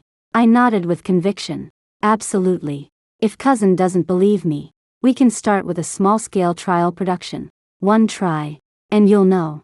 When it came to matters involving silver, Gu Linfeng moved faster than anyone. 2 days later, he brought over a finished product. It's a success. He stroked the hard cement block as if caressing a lover's cheek, his voice trembling slightly. Mingyue, do you know what this means? I slowly said. It means we can rebuild stronger dikes and prevent the Jiangnan tragedy from happening again. It means we can pave smooth official roads, speeding up cargo transport and troop movements.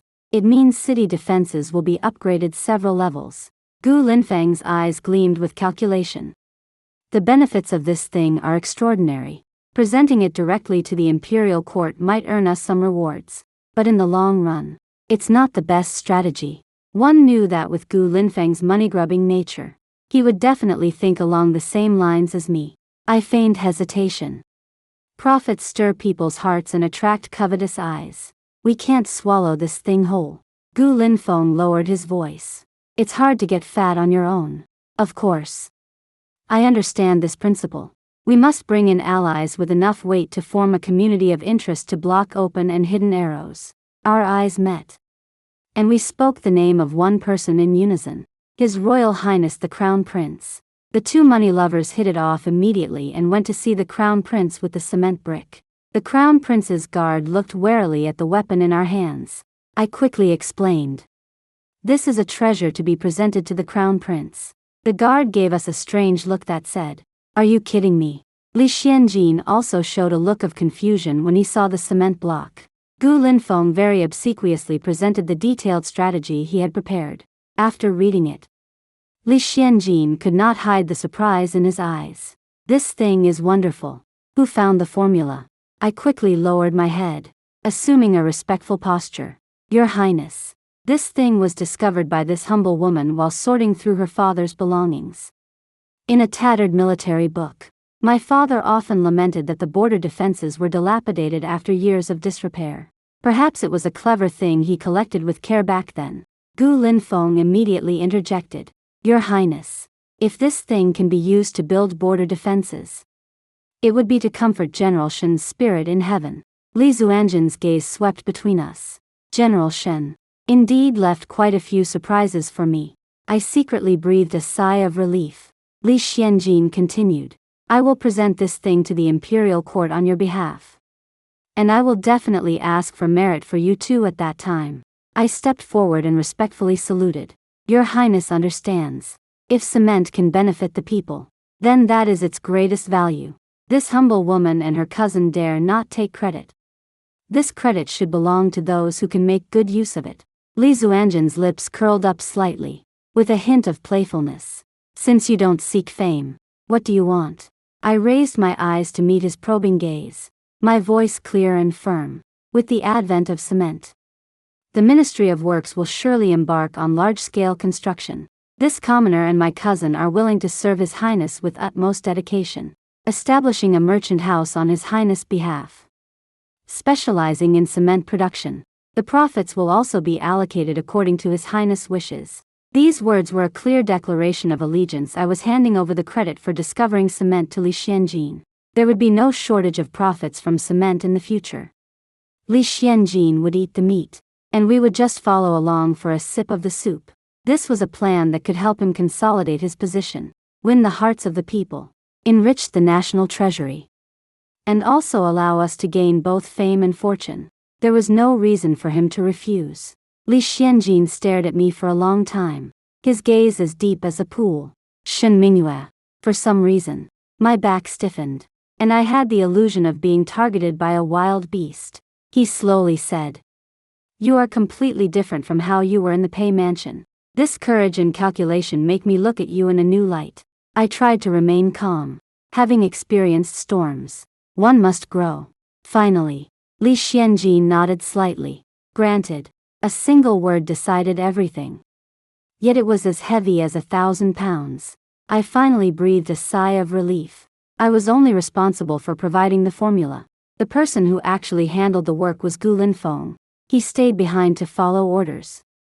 And I quickly slipped away. Li Xianjin immediately ordered people to mix cement with sand and gravel on the outskirts of Qinghe County, a severely affected disaster area, to urgently repair a section of the washed-out official road. 3 days later, the road's surface solidified. Just in time for a torrential downpour, the once muddy road was impermeable, and vehicles could pass without hindrance. The disaster victims pushed grain carts through the rain as if walking on flat ground, and they all knelt down and shouted miracle. After returning to the capital, Li Xianjin requested merit for me.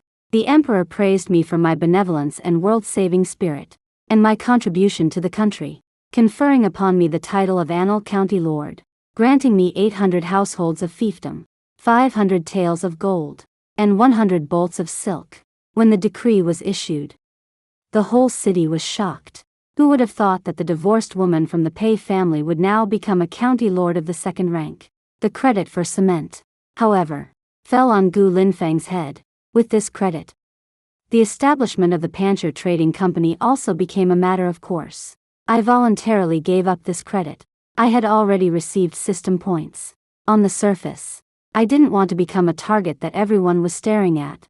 From now on, I just needed to lie down and count money.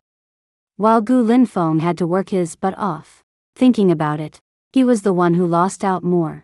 The day after the conferral, Li Xianjin personally visited the villa. Chun Tao's hands were trembling when she served tea, but I remembered the time I spent working with him in the disaster area. And I was calm and composed.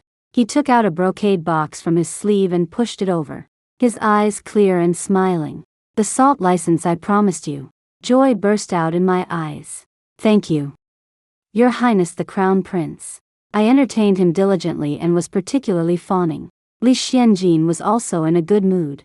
He inspected my medicine garden, seeming very interested. I very dutifully introduced him to my treasures. But soon an uninvited guest arrived, breaking the rare harmonious atmosphere. The visitor was Lin Wan again. I asked people to send her away, but the maid reported that if I didn't see her, she would keep guarding the door and refuse to leave. Li Xianjin said gently, "You entertain the guest first, and I will look around the medicine garden on my own." Hearing this, I also wanted to see what medicine she was selling in her gourd, so I let her in. Her face was pale, her figure frail, and she looked utterly worn out. It seemed that life hadn't been kind to her since marrying into the Pei family. Lin Wan's life was indeed difficult. To scrape together the 5,000 taels to compensate me, Pei Jingheng and the old Madame Pei used both soft and hard tactics. Dipping into her dowry, they kept saying it was spending money to avoid disaster. But the money was like throwing a meat bun to a dog. It emptied Lin Wan's private savings but bought her no peace. Pei Jingheng was no longer as gentle with her as before, and his brow was always furrowed with a hint of annoyance. What chilled her to the bone even more was Pei Jiaojiao, this sister-in-law, with her extravagant habits, repeatedly reached out for money. If she showed the slightest reluctance, Pei Jiaojiao would run to her aunt and cry. Her aunt, who once doted on her the most, now frowned and said, "You're fussing over such a small matter. You're certainly not as generous as Mingyue was back then." When the news of my success in disaster relief and my being granted the title of county magistrate reached them, the Pei family, from top to bottom, began to show faint signs of regret. Lin Wan's position in the Pei family became increasingly awkward. Thinking of all this, a terrifying hatred burned in Lin Wan's eyes.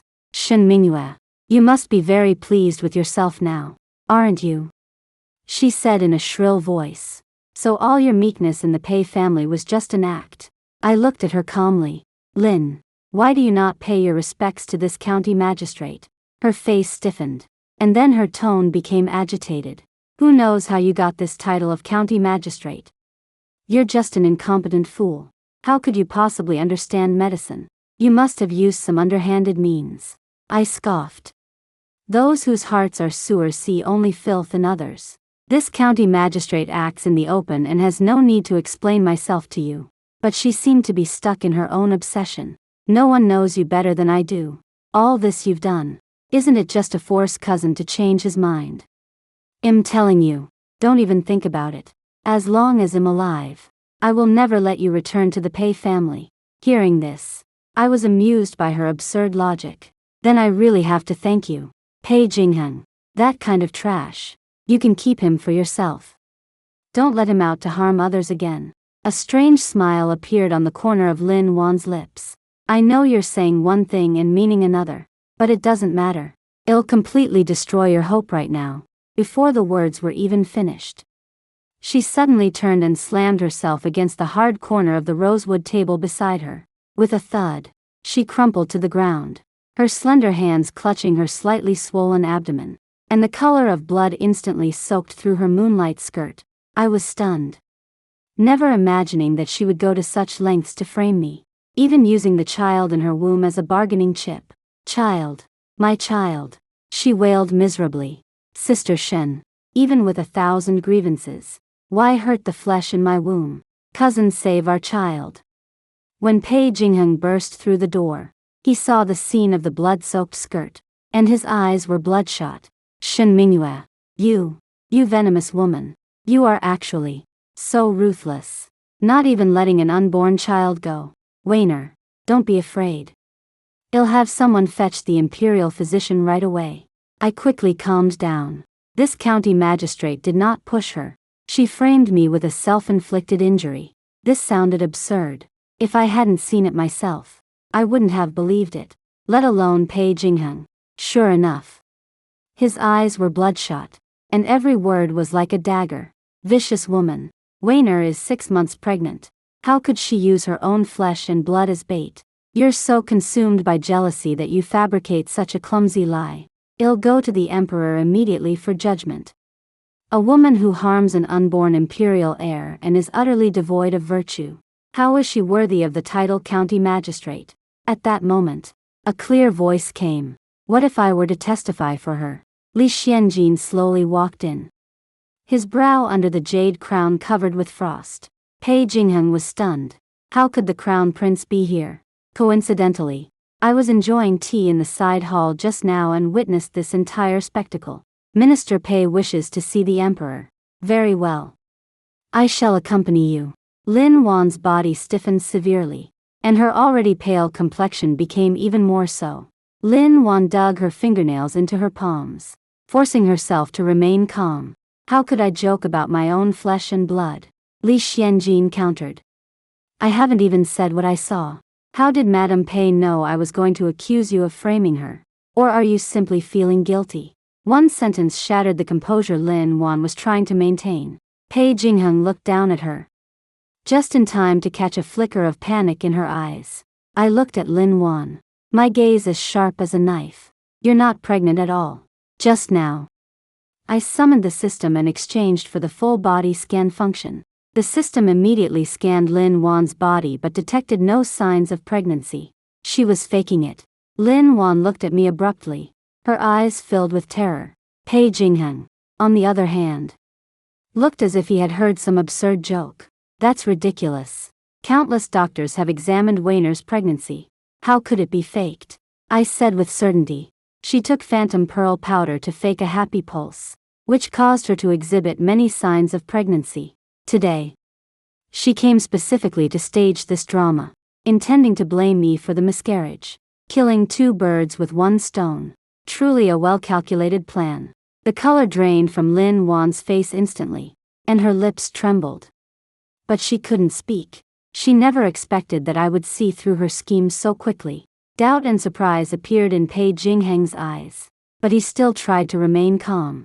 You, without any evidence, are simply talking nonsense. At this moment, Li Xianjin said steadily. Since everyone has their own version of events, let's invite the saintly physician of the apricot grove to discern the truth. I have already sent someone to invite the retired imperial physician Lu, who should be at the mouth of the alley at this moment. Lin Wan shuddered suddenly upon hearing this. her fingertips turning cold. Imperial physician Lu arrived quickly and carefully took Lin Wan's pulse. After several attempts, he said with certainty, "Reporting to your highness. This is a false pulse caused by phantom pearl powder, and this sign of blood rushing is not a sign of miscarriage either, but rather from taking conflicting blood-activating drugs." Lin Wan denied shrilly. "No, that's not how it is. You're all colluding." Pei Jingheng looked at the imperial physician, then at the pale-faced Lin Wan, his face filled with disbelief and the anger of being deceived. But he was unwilling to admit in front of me that he was blind and lost face, so he could only grit his teeth and persevere. I believe in Wainer. She would never lie to me." But his tightly clenched fist and ashen face had already betrayed his true thoughts. I watched him suffer for pride's sake, coldly delivering the final blow. "If you still don't believe it, go back to the Pei residence right now and search her room. She must still have some of that incredibly realistic medicine. Or ask the maidservant closest to her. One question will reveal all." Lin Wan's body trembled violently upon hearing this, her eyes darting around, not daring to meet Pei Jingheng's gaze. Pei Jingheng hastily left with Lin Wan. I knew that after this incident, a rift would certainly grow between that once deeply devoted couple. From now on, the Pei residence will probably be lively. Li Xianjin suddenly spoke. "What? Do you still have feelings for Pei Jingheng?" I shuddered, feeling a chill run down my spine. How could that be? I wouldn't pine for him even if all the other men in the world died out. The crown prince's expression seemed to soften slightly. "Then why were you staring at him with such a pained and reluctant expression?" I was speechless for a moment. I was just feeling sorry for my points. I had just spent a whole 1,000 points. Although I am very wealthy now, spending points on Lin Wan is simply a waste. This matter is just an insignificant interlude to me. During the day, I tended to the newly cultivated purple ginseng in the medicinal garden, and at night, I fiddled with and researched the system screen. Occasionally, I would chat and laugh with Li Lingxi, who came to freeload meals. Life was quite comfortable. Unexpectedly, I was blocked by Pei Jingheng upon returning to the mansion after inspecting the newly built weaving workshop in the outskirts of the capital. His eyes were filled with pain and a self-righteous affection. "Mingyue, I was wrong. I was terribly wrong. I was blind and blinded by greed. And I let down your true heart. I wrongly believed that slut Lin. Can you forgive me?" Looking at his performance, I felt a wave of nausea in my stomach. Belated affection is cheaper than grass. Not to mention that what he's showing isn't affection at all. He clearly sees that I now have value and wants to pull me back into that pit of fire to continue being his and the Pei family's workhorse. I coldly spat out one word. "Get out." His eyes were full of pain. "Mingyue, I know you hold a grudge in your heart. It was my stupidity that I failed to appreciate your true heart back then. Now I know that only you treated me sincerely and devoted everything to the Pei family." He suddenly grabbed my sleeve, his tone urgent. "I will go back and divorce Lin right away. Can we rekindle our relationship? This time, I will definitely cherish you, promise you a phoenix coronet and formal robes, and make you the head wife of the Pei family in a proper and dignified manner." I chuckled, as if I had heard the funniest joke in the world. "What makes you think I'd eat your leftovers? Not to mention rekindling our relationship. I'd feel like I'm dirtying my shoes just by passing in front of your Pei residence." Pei Jingheng's face turned pale, his lips trembling, as if he still wanted to say something, but I was impatient to argue with him any longer, and directly ordered the guards to drive him away. He struggled, looking back at me unwillingly, his eyes full of disbelief and the embarrassment of being wounded by my words. I turned around and walked towards my carriage without hesitation, leaving him and his ridiculous words completely behind me. Upon learning of this, Li Lingxi clapped her hands in delight. "Well said. This kind of man deserves to be taught a lesson." But, she leaned closer to me, winking. "I heard that after he went back, he really made a fuss about divorcing Lin Wan. But unfortunately, old Madame Pei stubbornly refused. After all, the 5,000 taels from Lin Wan haven't been secured yet. If he divorces her, the Pei family will really have to pay that money themselves. Now the Pei family is in chaos every day. What a great show. I smiled faintly, not responding. The Pei family's drama, to me, is like watching a fire from the other side of the river.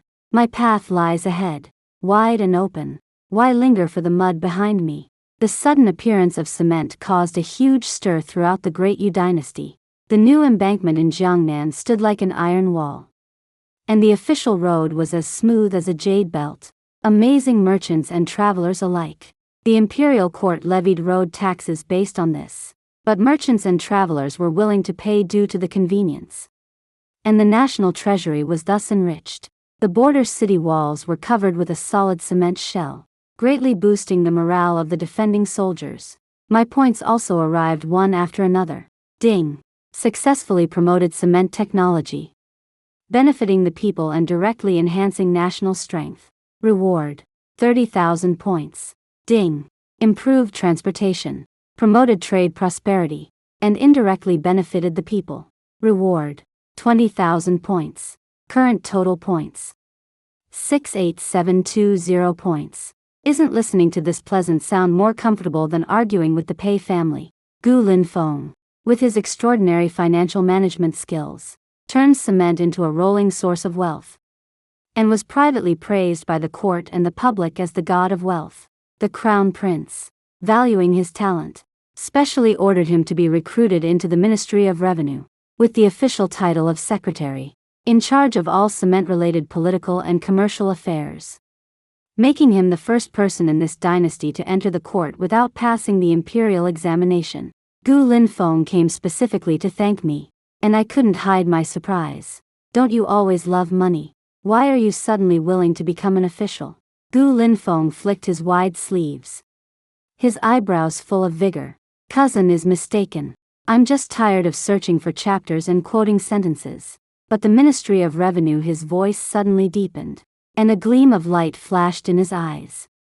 Manages the world's money and food. Strategizing here is for the country's granaries. Using commercial principles to assist national policy is the real skill. I was impressed by his ambition. He indeed has the ability. After taking office, he established the Water Conservancy debt contract in the name of the Ministry of Revenue, using the future profits of cement and official road taxes as security, and invited merchants from all over the world to subscribe.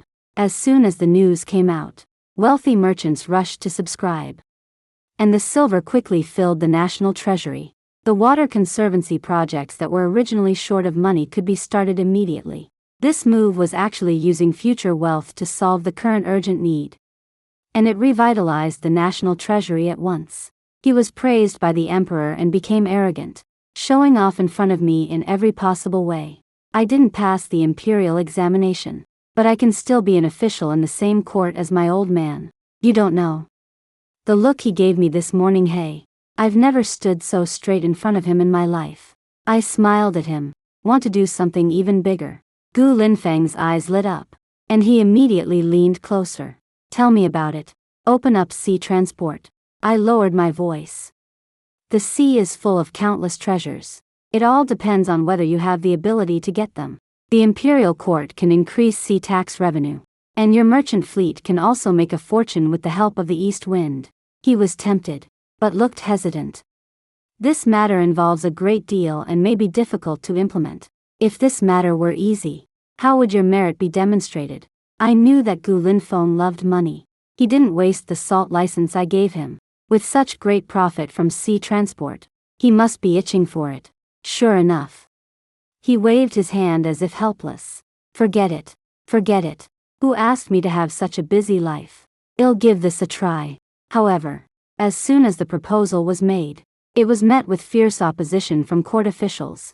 The Ministry of Works said that shipbuilding wastes manpower and money, and the censorate advised that the sea ban is an ancestral tradition, and a deadlock ensued. At this time, Crown Prince Li Xianjin openly stated the three benefits of opening the sea. First, it can solve the livelihoods of the people in the southeast by settling 100,000 households through shipbuilding and shipping. Second, It can enrich the national treasury by establishing a maritime trade office to generate millions of taels of silver in tax revenue annually without having to use the internal treasury. Third, it can support the wars in the southern and northern borders by opening up a maritime supply line to strengthen national defense. Every sentence pointed directly to the vital interests of the country and the people. And the voices of opposition gradually weakened. But there were still stubborn censors who refused to back down. If we bring overseas barbarians into our home, Li Xianjin glanced coldly and asked lightly, is it possible that our magnificent dynasty is afraid of barbarian ships? Or do you gentlemen think that our great navy is not strong enough to fight? The old censor was immediately speechless. Gu Wenhai kept winking at Gu Linfeng, his eyes almost squeezed into chicken eyes. But Gu Linfeng acted as if he didn't see it and instead expressed his position in public. This subject is willing to sign a military order.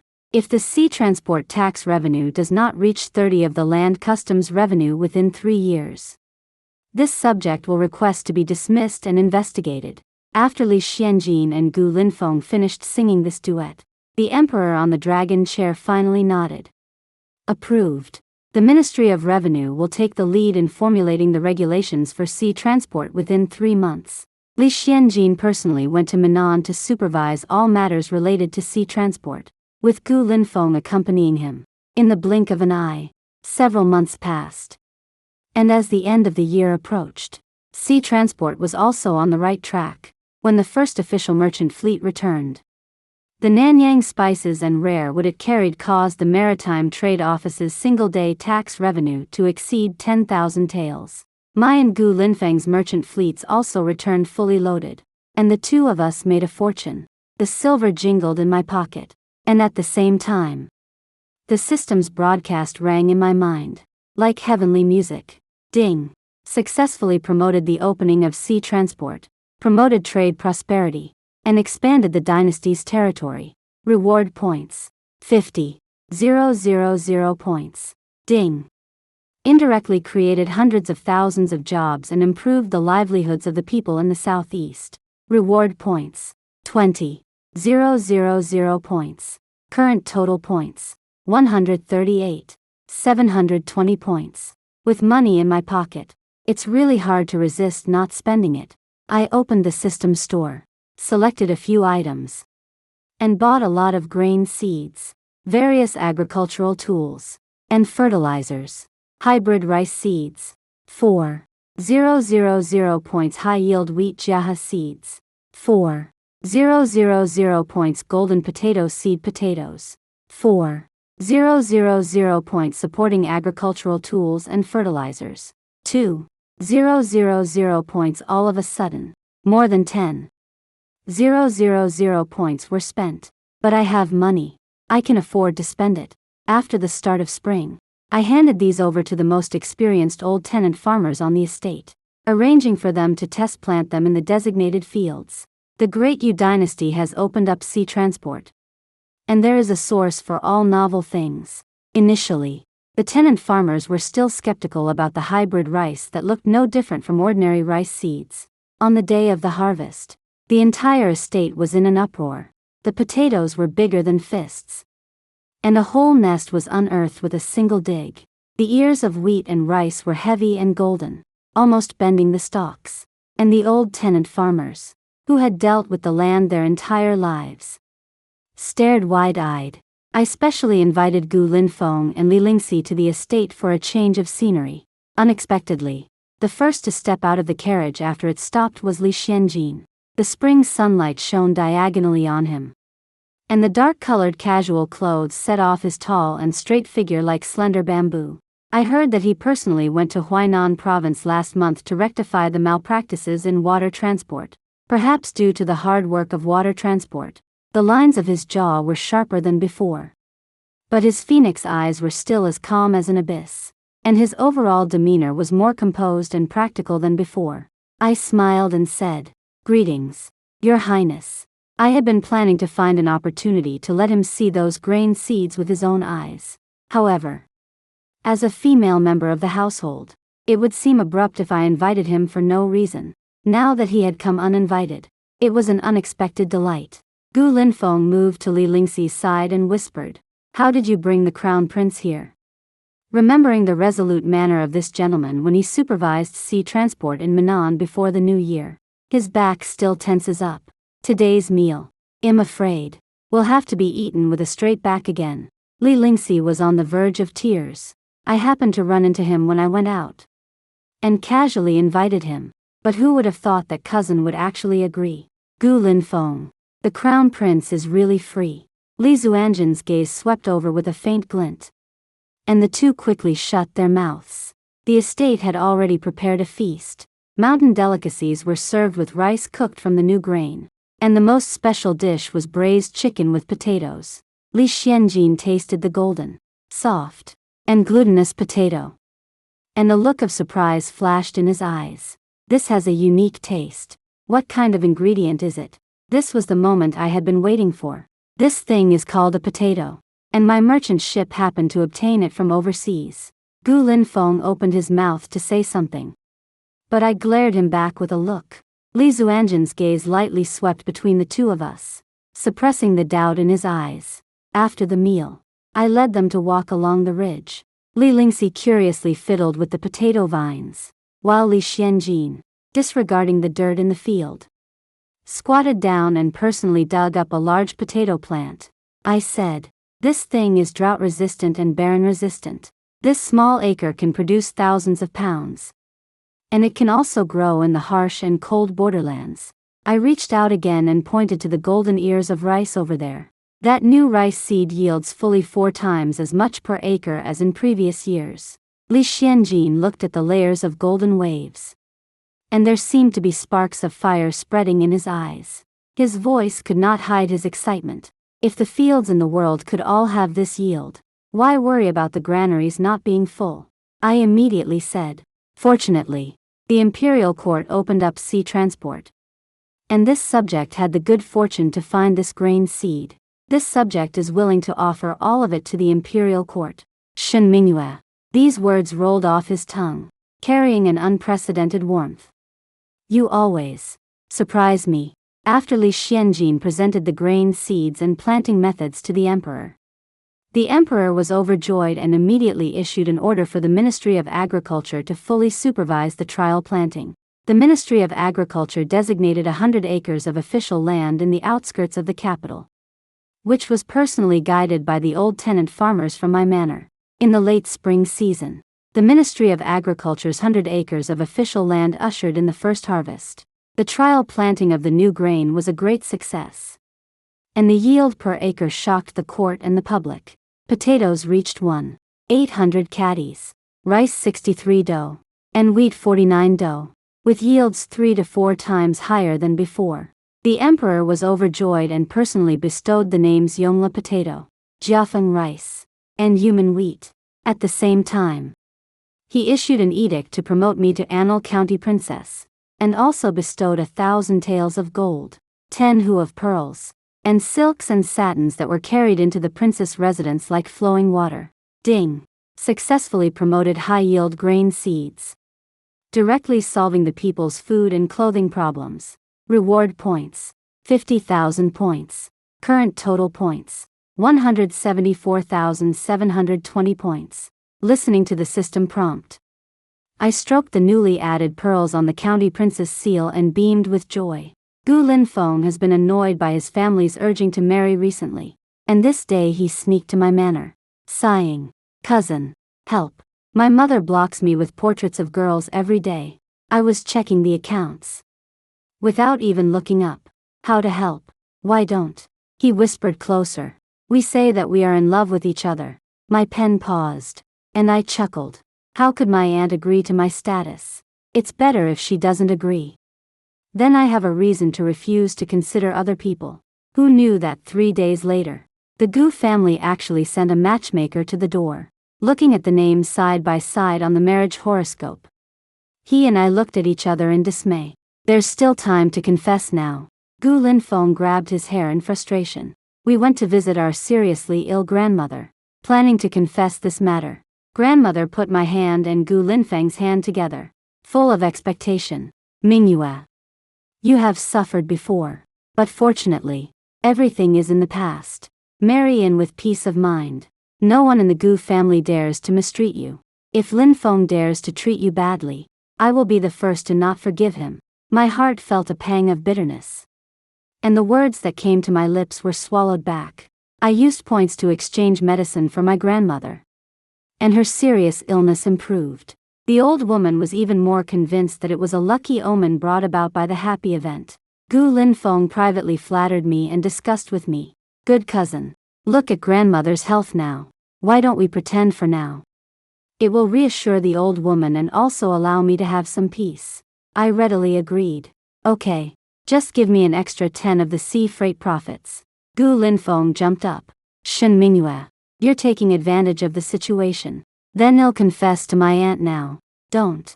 Gu Linfeng quickly stopped me. Deal.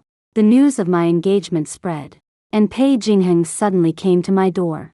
He was reeking of alcohol. His eyes bloodshot. With suppressed anger and sadness in his eyes. How can you marry someone else? You clearly said that you would only love me in this lifetime. How can you go back on your word?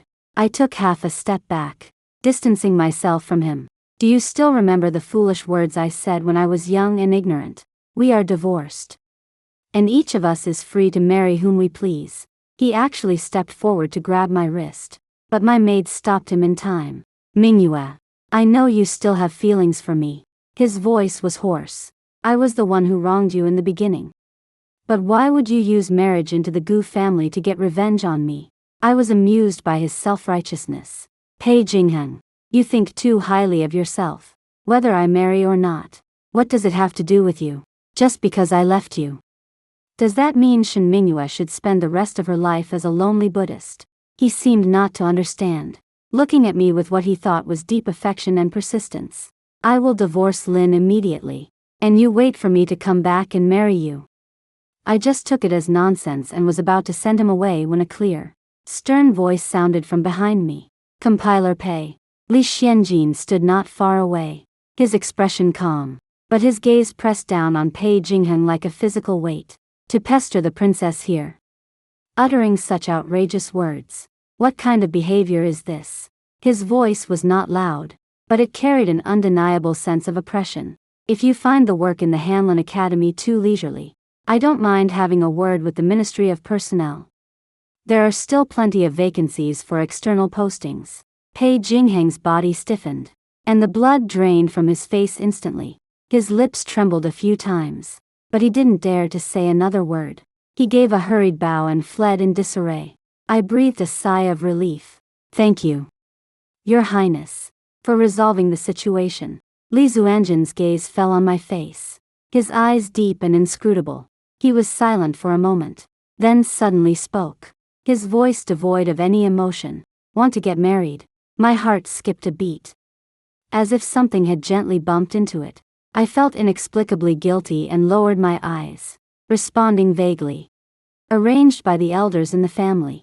He hummed, without pressing further, but his gaze remained on me. Finally, his tone returned to its usual gentle calmness. The Gu family is not bad. With that, he turned and left. I stood there, watching his departing figure, a ridiculous thought vaguely forming in my mind. I quickly suppressed it. He is the crown prince, the future ruler. How could it be possible? Approaching midsummer. A lotus viewing banquet was held in the palace. As a county princess, I was naturally invited. The banquet was held in the waterside pavilion by the Tay Pool, hosted by the empress herself, with noble ladies from various families gathered. My status is different now than it used to be. And even though there were appraising gazes, no one dared to come forward to cause trouble. I saw Li Lingxi. She was sitting alone in a corner and had lost a lot of weight. I was about to go forward, but she turned her face away, deliberately avoiding my gaze. I didn't understand why and felt a little lost, but knowing that this was not the time to talk, I had to suppress it for the time being. The most eye-catching person at the banquet was Su Wanqing, the eldest daughter of the Minister of Personnel. She was known for her talent and stunning beauty. When she painted in public, her brush strokes were like dragons and snakes, and a picture of shimmering lotus flowers was completed in an instant. The artistic conception was lofty, drawing praise from the entire gathering. I heard the lady beside me whisper, saying that the crown prince was about to choose a consort, and she was the most popular candidate. I quietly looked at her. Indeed beautiful and unparalleled. Very well matched with the crown prince. The grand banquet ended, and I was about to leave when I was stopped by a female official from the empress side. Inside the cunning palace, the empress treated me very kindly, full of praise. Finally, she changed the topic slightly, and said with a smile, "I heard that you are engaged to the Gu family's son. I am also happy for you." Then she ordered someone to bring up a brocade plate, which contained a set of pure gold and ruby jewelry, dazzling with brilliance. "This is the dowry gift from me to you." My heart skipped a beat, and I immediately declined. "Your Majesty is too kind. This subject is unworthy." Just as we were at an impasse, Li Xianjin strode in hastily, not even waiting for the palace servants to announce his arrival. His gaze quickly swept over me, and the eagerness from before disappeared. "What is the matter, Mother Empress? That you summoned the princess?" The Empress' smile remained unchanged, and she said gently, "I simply heard that the princess is engaged, and I am delighted, so I am giving her some dowry gifts." Upon hearing this, Li Zuanjin's gaze fell on my lowered eyelashes, his voice steady and calm. "Accept the Empress' reward. There is no need to decline." My fingertips curled slightly. I did not look up at him, only responded in a low voice, "Yes. Thank you for your Majesty's grace." Then I found an excuse and respectfully withdrew. The palace door closed behind me, isolating the conversation inside. The Empress looked at her calm son and sighed softly. "Jeaner, you are not young. It is time to establish a consort. That child of the Su family. Her character and family background are both excellent choices, most suitable." After a moment of silence, Li Zuanjin's voice came, without any hint of emotion. "Your son understands. I will leave it all to Mother Empress arrangement." When I returned home, I ordered people to put away the jewelry, things that do not belong to me. Even a glance is presumptuous. Just then, a military report marked urgent, traveling 800 miles, tore through the peace of the capital. The Chang barbarians invaded, successively breaking through the cities of Yunzhou and Lanzhou. The border was in urgent need of help. According to the border's urgent report, the Chang tribes had suffered an unprecedented drought this year. Pastures had withered in patches, and cattle and sheep had died everywhere. The nomadic people who could not survive could only turn their attention to the rich border of the Great Yu in the south, in the Golden Wan Hall. The emperor was furious and immediately issued an order to send troops. Li Xianjin took the initiative to ask to go to war, and the emperor approved. Before the army moved, the food and grass had to go first, and the Ministry of Revenue was immediately overwhelmed. Gu Linfeng took the initiative to take on this task. What others saw as a dangerous matter, he could see as an opportunity. When I heard about this, I immediately brought up the system screen. The light screen flowed, and thousands of options were displayed before my eyes. Steel crossbows, armor-piercing arrows. These things cannot be taken out rashly. My mind turned, and my finger clicked on other options. Portable monocular telescope X5, with operating manual. Exchange. 8,000 points highly effective compound wound medicine X1000. Exchange. 1,000 points detailed records of border geography including water sources and small road markings of Chang tribes. Exchange. 10,000 points gold silk soft armor X2. Exchange. 10,000 points exchange successful. Current points balance 128220. Fortunately, I have a wealthy foundation now, so this extravagant exchange is like taking water from a lake, not hurting my core strength. I carried the heavy sandalwood box to find Gu Linfeng. Just as I rounded the corridor, I saw a familiar crimson figure hurrying out of the study in a flustered manner. Li Lingxi looked up and saw it was me, her eyes full of panic. She stammered, I was just passing by. Mingyue, don't misunderstand." Her voice trailed off, and before she finished speaking, she picked up her skirt, lowered her head, and ran away quickly. I watched her retreating figure, a thoughtful look rising in my eyes. I stepped into the study and saw Gu Linfeng staring blankly at a piece of soft armor. Not even noticing me as I approached. I coughed lightly. He suddenly came to his senses, hurriedly stuffed the soft armor into his sleeve, and looked somewhat uncomfortable. What brings you here? It seems someone cares more about my cousin's safety than I. Her cousin does. Gu Linfeng immediately clutched his chest and made an exaggerated gesture of being touched. Cousin, what are you saying? I naturally know your heart. Stop being glib. I opened the box, revealing the neatly arranged items inside. Let's get down to business. You must hand these things over to the crown prince. This is. He picked up a telescope and tested it by looking out the window, his hand trembling suddenly. This is a weapon of national importance. Where did you get it? Father's old belongings. I lowered my eyes and brushed over the sheepskin map in the box. Exotic tributes seized from the northern barbarians back then. I thought they would never see the light of day. I didn't expect they would come in handy today. Seeing him reach for the 2 pieces of gold silk soft armor, I closed the box. Since someone has gifted you precious armor, these 2 pieces. Gu Linfeng quickly snatched them away. There's no taking back what you've given away, is there? It's safer to wear 3 layers. I glared at him.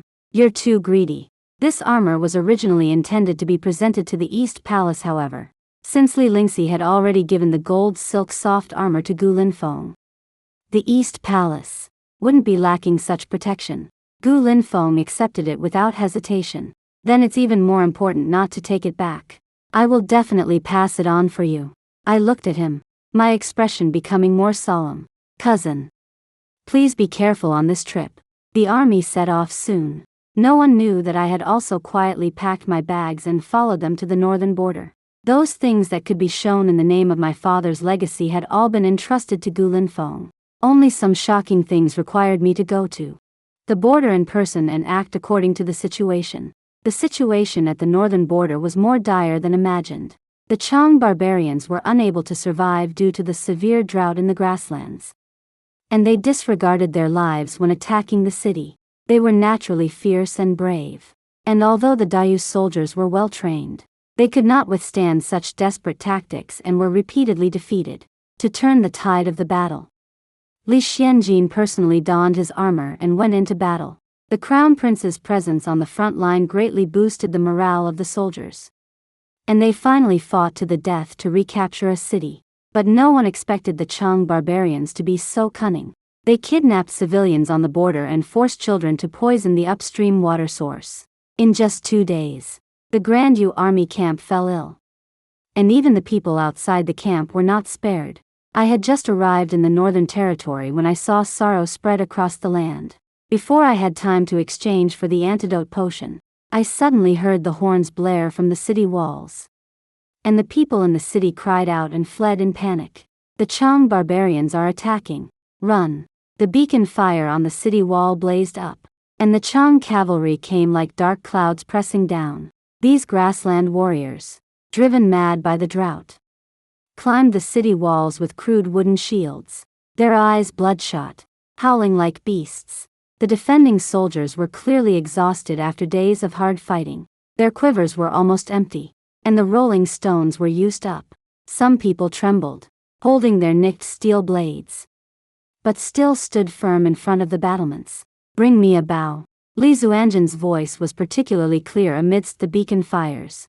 He had already climbed the city tower at some point, his silver armor stained with blood, and personally drew a 3-stone strong bow. The arrow pierced through the air, accurately piercing the throats of 3 Chang barbarian centurions. Grand Yu soldiers, he threw off his blood-stained cloak and pointed his sword outside the city. Behind you are your parents, wives, and children. Today we can only fight to the death. The city gate trembled under the heavy impact. The defending soldiers futilely used their bodies to hold the city gate, and people kept collapsing, vomiting black blood. Your Highness, leave quickly. The guard pulled at the crown prince's sleeve. The city gate is about to fall. The crown prince cut off the pulled sleeve with his sword, and stuck his blood-stained saber into the crack in the ground. I will stay here, and not retreat half a step. Boom! The city gate burst open, and the ferocious faces of the Chang soldiers were clearly visible. Just at that critical moment, 3 claps of thunder rang out. 3 Hongi cannons slowly moved forward on rollers, dark muzzles emitting green smoke, and the violent air waves blasted the Chang vanguard, along with their wooden shields, to pieces.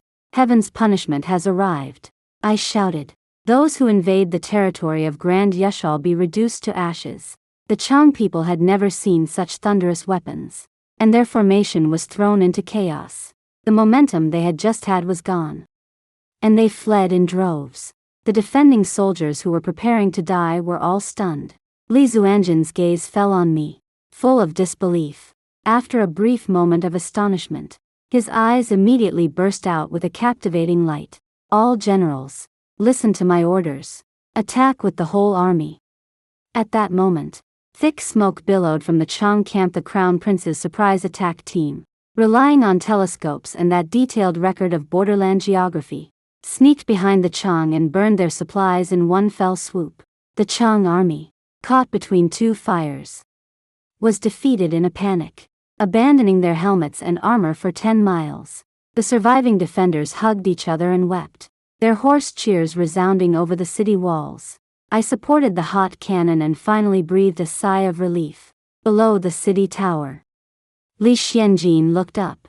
His blood-stained face was blurred in the twilight. Only his eyes were astonishingly bright. We looked at each other from afar across the gunpowder smoke and cheers, as if something was surging silently in the hot air. Suddenly, his body swayed and he fell straight to the ground. Your Highness. The cheers on and off the city walls came to an abrupt halt, and the scene instantly became chaotic. With Li Zuanjin's fall, the army was thrown into disarray. He was poisoned, but he had been holding on, afraid to fall. I exchanged enough antidote from the system and ordered it to be distributed to the poisoned soldiers. In less than half a day, there were no more painful groans in the military camp, but the Crown Prince remained in a deep sleep.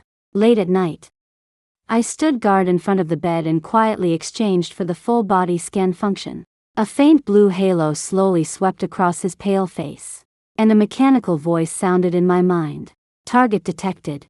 Li Xianjin. Toxins have been cleared. Vital signs are stable. Current status: deep sleep. The Bodis energy is severely overdrawn. It is recommended to continue to rest. He was just exhausted. I breathed a sigh of relief and was about to leave when my wrist was suddenly grabbed.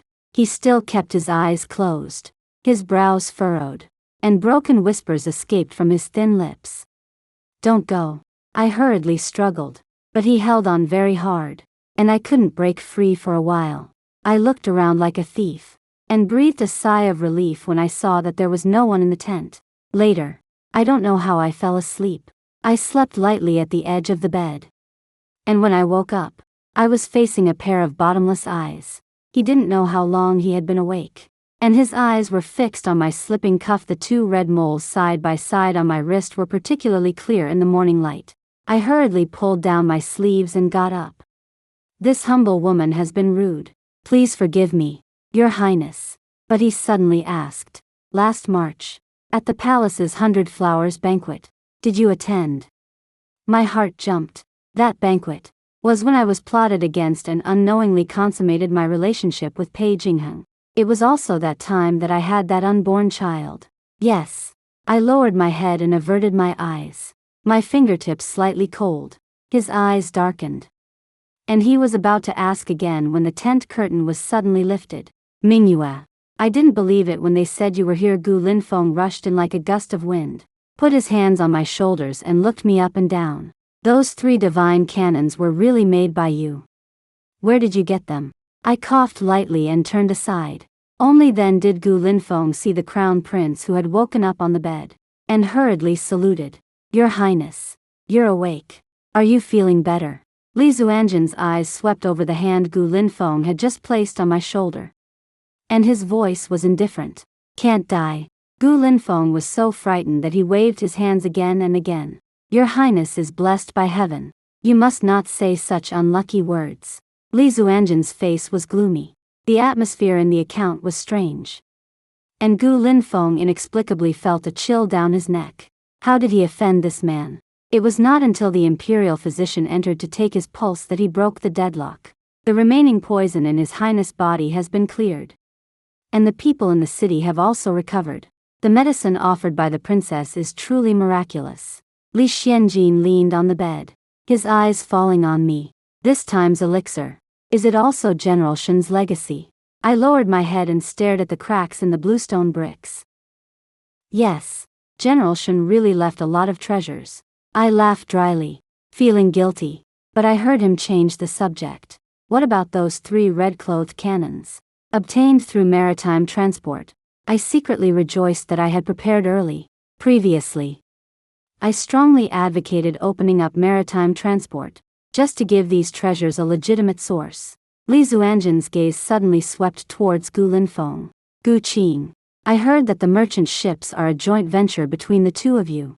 But about these cannons, you seem completely unaware. Gu Linfeng answered honestly. This subject is indeed unaware. I hurriedly interjected. This batch of ships just arrived yesterday, and my cousin hasn't had time to. Li Xianjin said meaningfully. So that's how it is. Seeing that he didn't pursue the matter, Gu Linfeng and I quickly took our leave. Outside the tent, I asked in a low voice, "How are you? Are you hurt?" Gu Linfeng patted his chest nonchalantly. "I don't need to personally go into battle. I'm fine. Besides, don't I have the gold silk armor you gave me to protect me?" Just then, a guard lifted the curtain and entered, and the thruftdraht carried our conversation into the tent, word for word. Cough cough inside the tent.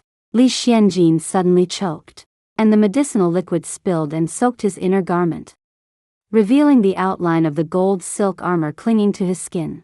A layer of low pressure instantly enveloped him. So, this so-called affection wasn't unique to him. Years of war had left the border town scarred and desolate. As Gu Linfeng and I walked among the ruins, we saw malnourished people everywhere. A child was squatting beside a collapsed roof beam, carefully gathering the scattered millet. The people on both sides of the border are actually just fighting for something to eat. Gu Linfeng sighed softly. The Chang and Di grasslands have suffered a drought, so they're desperately fighting south. I felt terrible. A thought vaguely arose, but I had many concerns and hesitated.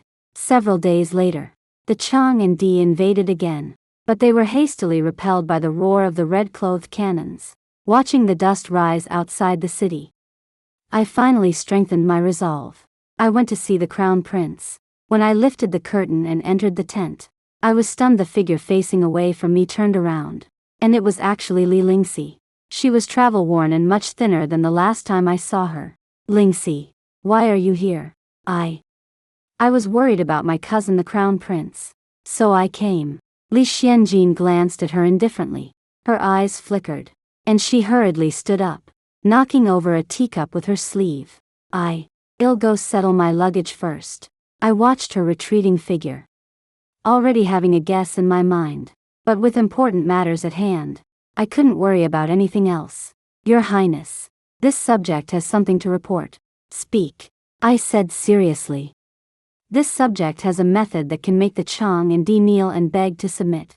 A captivating light suddenly ignited in his eyes. "Is this true?" I said with certainty.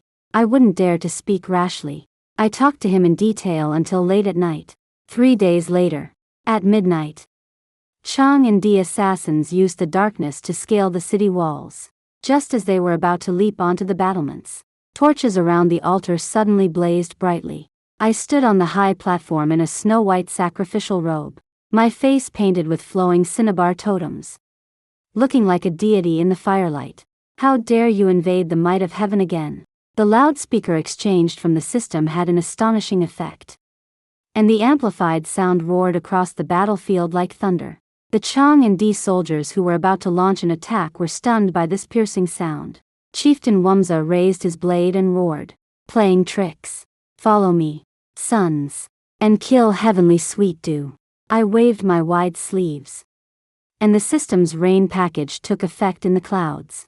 A torrential downpour poured down, and the cracked earth was instantly soaked in rainwater. The Chang people were stunned. Even the soldiers of the great you were dumbfounded on the spot. Everyone forgot to fight, only looking up, opening their mouths, greedily tasting the long-lost sweet dew. Rainwater slid down Wumza's ferocious face. He watched the withered yellow grassland regain its vitality, and the scimitar in his hand trembled slightly. My voice was full of compassion and temptation. Surrender to the great you, and I will grant you a path to survival. Wumza shuddered. The morale of the Chung army was completely shaken at this moment. This rain will fall for 3 days. I looked down at the enemy. If you are still stubborn after 3 days, the sacrificial robe fluttered in the wind and rain, then you are choosing your own path to destruction. The rain lasted for 3 days, and the cracked grassland regained its greenness. At dawn on the 4th day, the chieftains of the Chung tribes removed their armor and disarmed their swords.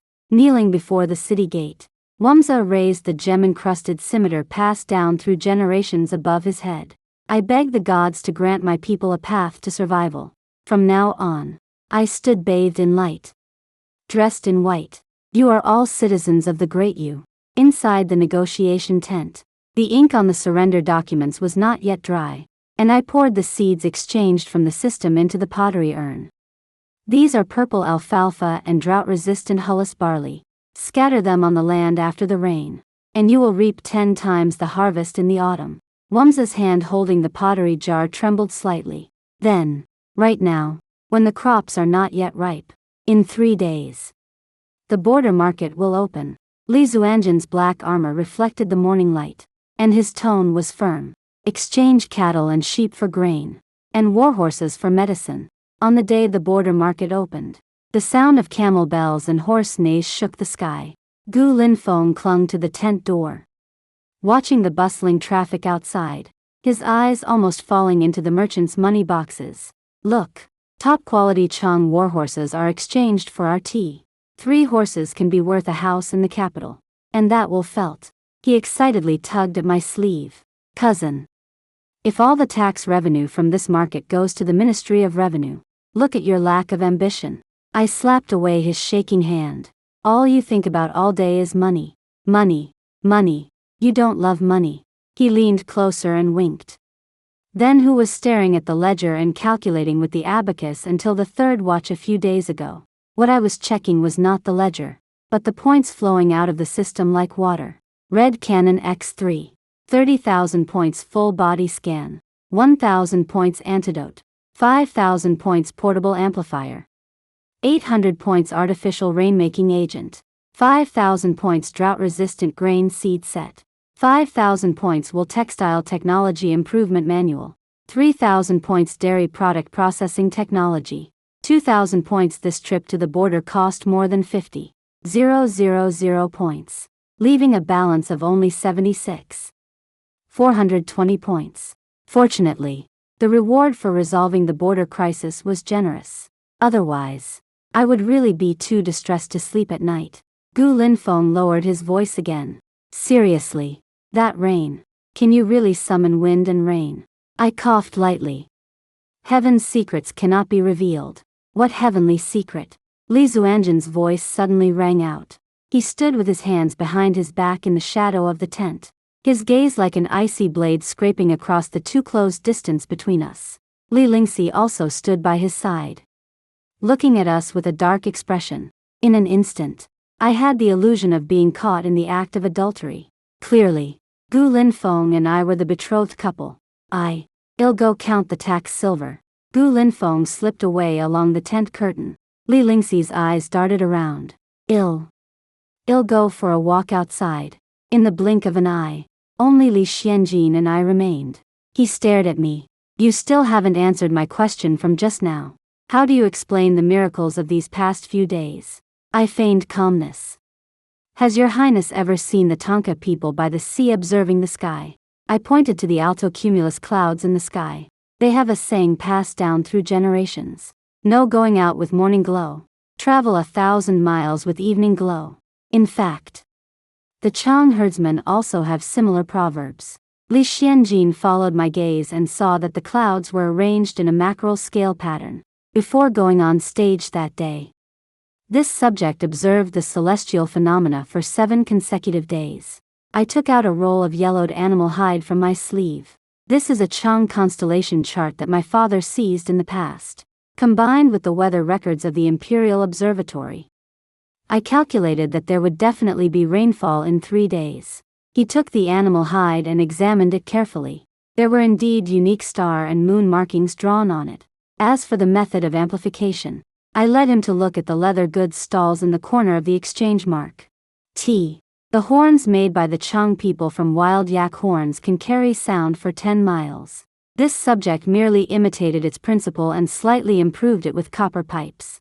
The evening breeze brushed past the copper bells in front of the tent, and he suddenly chuckled. Constellations, horns, and the relics of General Shen, who always seems to appear at crucial moments. The black cloak fluttered in the twilight. I would hope that these are truly the will of heaven. My palm was suddenly damp. I naturally knew that everything before had aroused suspicion. But with starvation rampant on the border, it was really hard to stand idly by. This time, I was taking a dangerous gamble, betting on his benevolence and broad-mindedness, betting that he would prioritize the livelihood of the people, even if there were still things about me that were unclear. I thought he would prioritize the overall situation and not delve too deeply for the time being. He indeed did not delve deeper, but instead said, "I have already requested an imperial decree to confer the title of King of Righteousness upon Wumaza.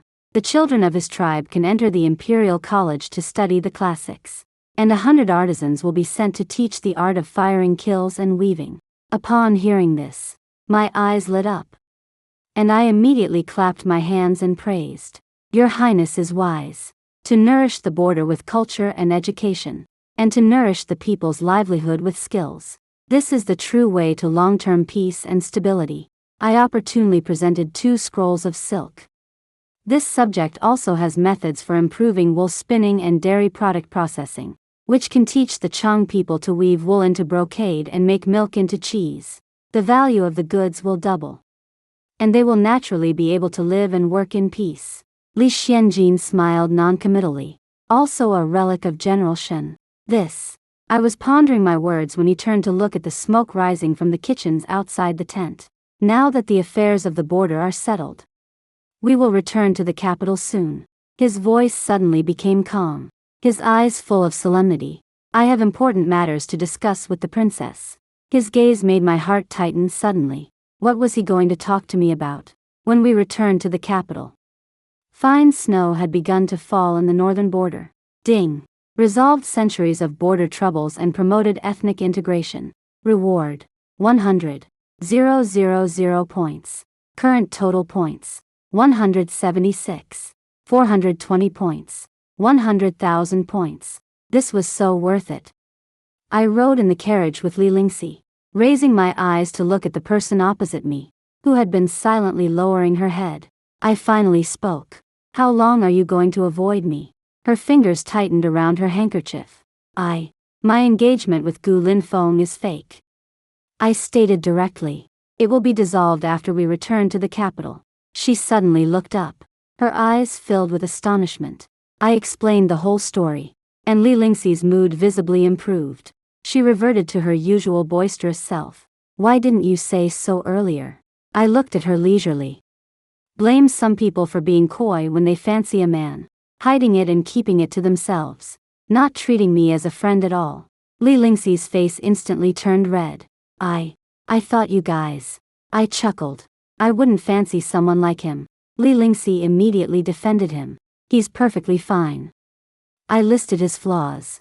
"He's so stingy that he haggles for half an hour even when buying a sesame cake." Li Lingxi immediately retorted. "That's being thrifty. You don't know he even paid out of his own pocket yesterday to buy winter clothes for the wounded soldiers." He loves money like his life. Even calculating the return trip of the military grain transport, insisting on carrying Western region spices back to sell. Li Lingxi, that's making the most of everything. I'd sked twice. Love really makes people blind. Just like I was back then. Li Lingxi looked disgusted. "I'm not like you. You were really blind. I have a discerning eye for men." We bickered all the way, the atmosphere warm and harmonious. No one expected that the change would happen at this moment.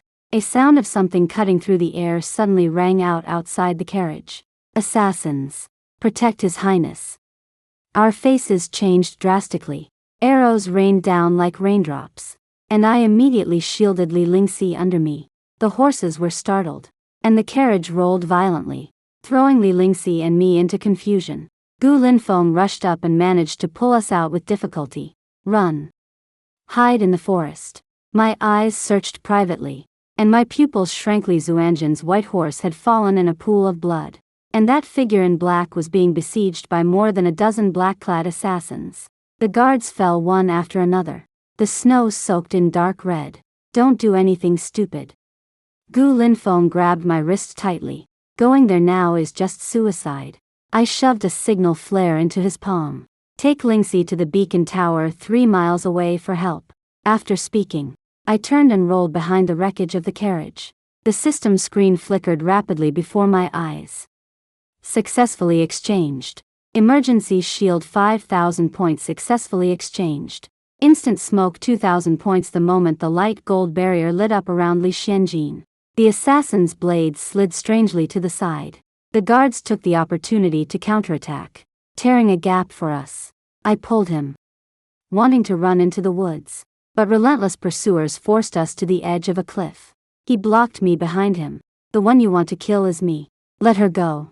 Responding to him were poisoned crossbow bolts from all directions.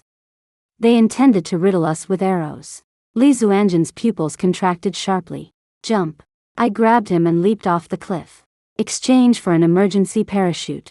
As the wind howled in my ears, a huge parachute suddenly blossomed open, then was swayed and hung from a withered tree halfway up the mountain. Li Zuanjin's coronet was askew, caught in the branches, and my skirt was billowing in the wind.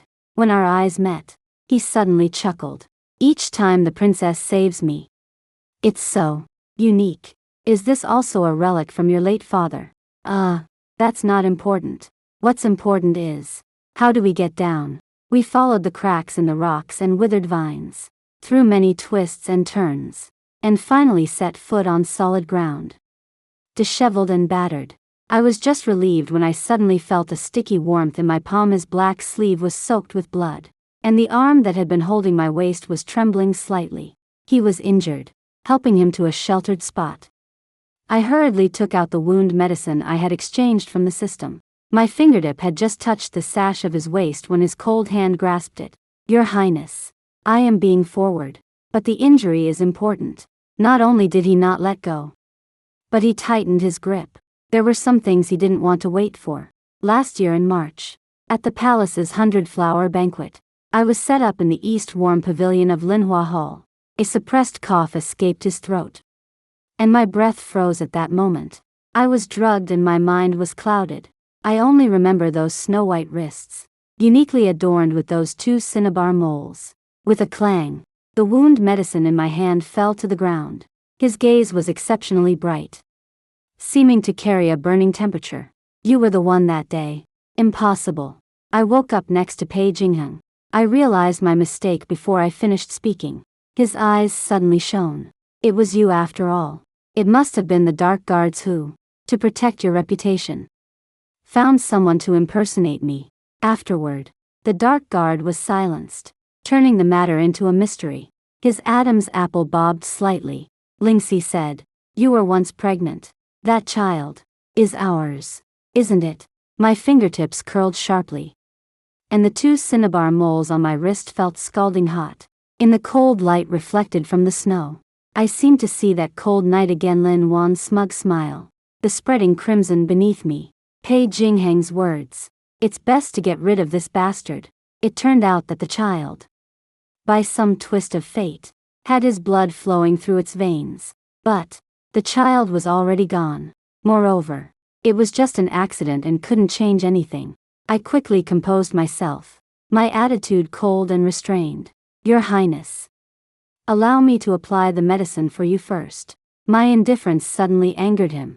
You're running away. He tried to get up, but I pressed him back against the rock wall. My tone unquestionable. Returning alive is the most important thing. If we lose our lives, everything is in vain. I tore open his clothes and deftly cleaned the wound. He stared at me the entire time, his gaze searing into my skin. He developed a high fever that night, and I had to sponge him down. As my fingertips grazed his sculpted chest, he suddenly opened his eyes, his fever-reddened gaze locking onto me. Now, you know exactly how many scars I have. Me. Just then, the sound of a twig snapping came from the distance. We both held our breath until Gu Linfeng's anxious call pierced the night. Mingyue, Your Highness, my face lit up, and I hurried to meet him. Gu Linfeng looked me up and down, his face full of anxiety. Are you hurt? I shook my head, and he finally breathed a sigh of relief. Li Xianjin was leaning against the rock wall, staring at him expressionlessly, his gaze colder than the wind at the bottom of the cliff. Gu Linfeng felt a familiar chill run down the back of his neck again. We were successfully rescued, and Li Lingxi rushed over, holding up her skirt. She hugged me tightly, her tears soaking the fabric of my shoulder. You're finally back. I was so worried. She turned her head and glanced at Li Xianjin, who was being supported by a guard, muttering under her breath. Cousin, how come you're the one who gets hurt every time? You're so frail. Li Xianjin. After thinking about it carefully, I couldn't help but smile. From the plague in Jiangnan to the poisoning in the Northern Territory, and then the assassination at the cliff, this crown prince really did fall at crucial moments. Take care, Your Highness. I curtsied, about to take my leave. But he gently grasped my wrist. Once I've dealt with those treacherous villains behind the scenes. His gaze was deep. I'll talk to you in detail. Li Lingxi looked at the two of us, her eyes almost popping out of her head. She wanted to gossip, but she was intimidated by Li Zuanjin's gaze and didn't dare to act rashly. Gu Linfeng stood beside me, muttering in a low voice.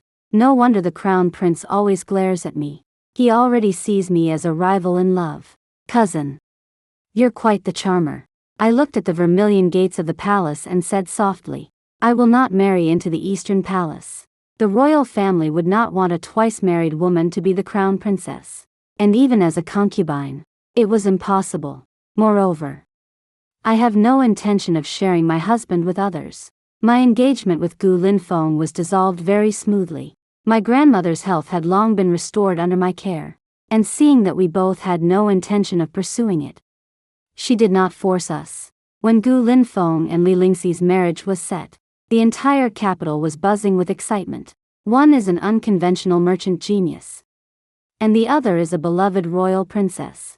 This combination is truly something to talk about. I am truly happy for them. A bright woman like Lingxi deserves wholehearted love. And Gu Linfeng, although he's a bit stingy, he's never confused on important matters. And the tenderness in his eyes when he looks at Lingxi, which even he himself hasn't noticed, cannot be faked. That day, I was just coming out of the newly opened People's Benefit Pharmacy, pondering where to open the next medical clinic, when a familiar and annoying figure blocked the front of the carriage. It was Pei Jingheng.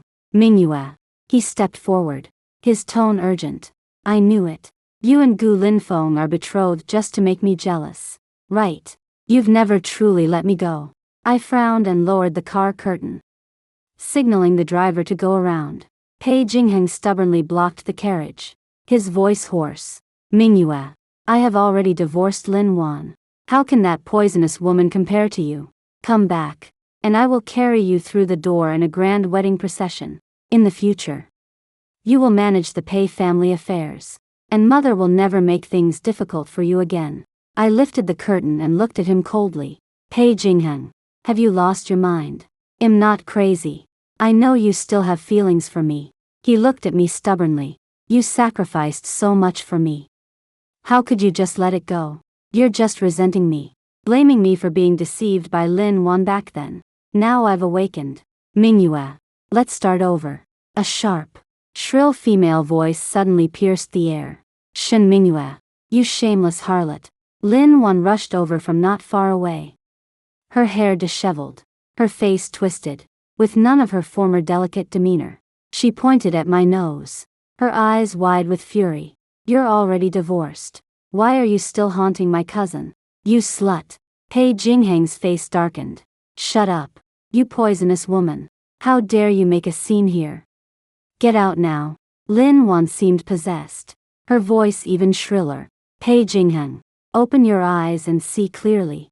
Shen Mingyue betrayed you long ago. She's a slut. On the night of the 100 Flowers banquet, she was clearly cavorting with another man. Pei Jingheng was stunned, then roared. What nonsense are you talking about? Lin Wan shouted without restraint.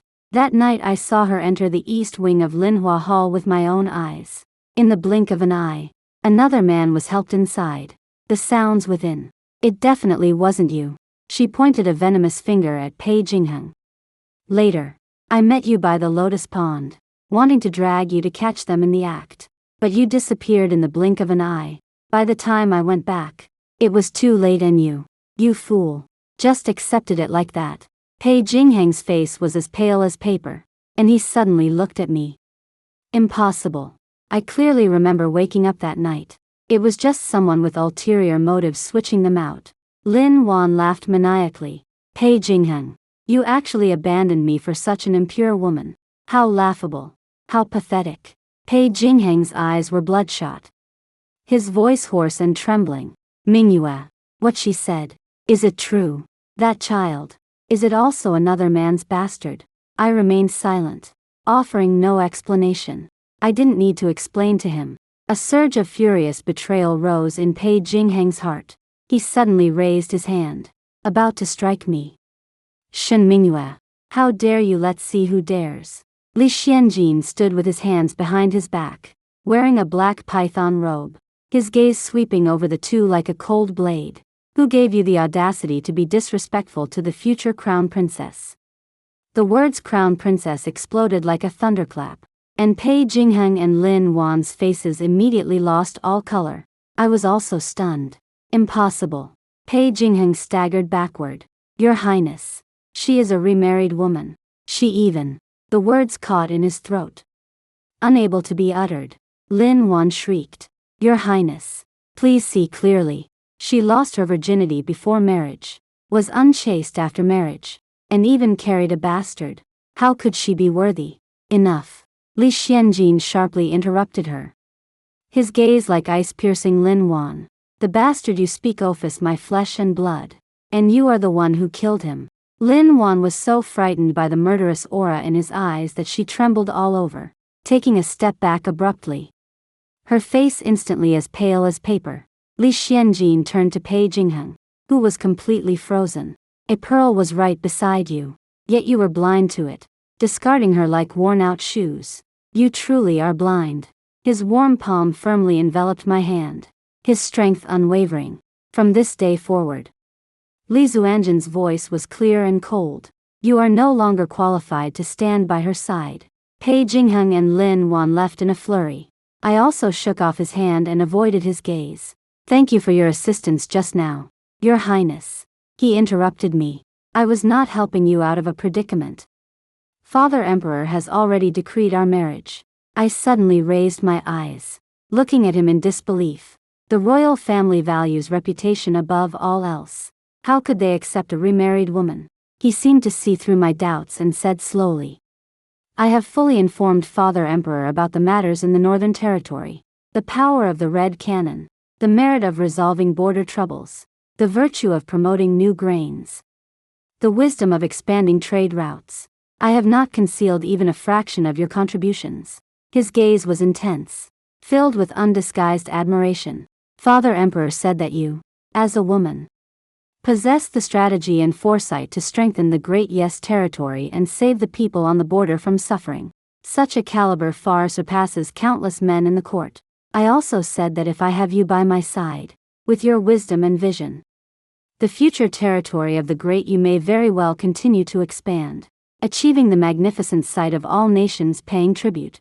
He paused, his tone even more serious. What the Great you needs is a crown princess who can help the nation's strength grow and expand its territory. Not an ordinary woman confined to the inner palace who only knows how to compete for jealousy. He looked at me, his eyes clear and upright. Moreover, you and Pei Jingheng only had a nominal relationship. Father Emperor finally agreed. I listened quietly, still feeling a trace of unwillingness in my heart. and said softly, "Has your highness ever asked me if I am willing?" His gaze was fixed intently on my face, his voice softening. Then, "Shen Mingyue, are you willing to marry me and become my consort?" I met his gaze and slowly shook my head. "No." "Why?" "I am unwilling to share my husband with others." I said these words clearly and firmly. "This is my bottom line." He was not displeased. Instead, he asked, "Then do you know why I have been slow to establish a crown princess, and even procrastinated in the matter of selecting consorts?" I was slightly stunned. This was indeed a long-standing question in the capital. A hint of self-deprecation flashed across his lips. "Since childhood, I have felt that emotions are separated by a veil. Those noble ladies, and even the people of the world, are like fleeting reflections in a mirror to me. Being gentle and refined is merely the mask a crown prince should wear." His gaze suddenly turned deep, fixed on my face. "Until I met you." The Jiangnan formula. Saving the northern frontier. Such vivid courage is the only heartbeat I've felt in my life. He took my hand again, his strength gentle but firm. The Shen family girl I saw at the palace banquet as a child was timid and reticent, completely different from the you of today. My heart leaped. He smiled calmly. "Who you are, where you come from, I don't care. I only acknowledge Shen Mingyue, who is now unparalleled in wisdom and has the world in her heart. The position of crown princess can justify all your whimsical ideas. Medical halls, farming, and things that benefit the people can all be implemented freely." His gaze was like a rock. "I am your strongest support." His words struck like thunder, shattering my last line of defense. So he knew I was different long ago, but was still willing to treat me with sincerity, paving the way for my future. In a daze, warmth spread from the bottom of my heart, under his burning gaze. My ears grew hot, and I finally nodded slightly. Later, I entered the Eastern Palace, and when Li Xianjin ascended the throne, I was crowned empress. The members of the Pei family all had to kneel before the palace. I didn't make things difficult for them. Such people were already like passing clouds.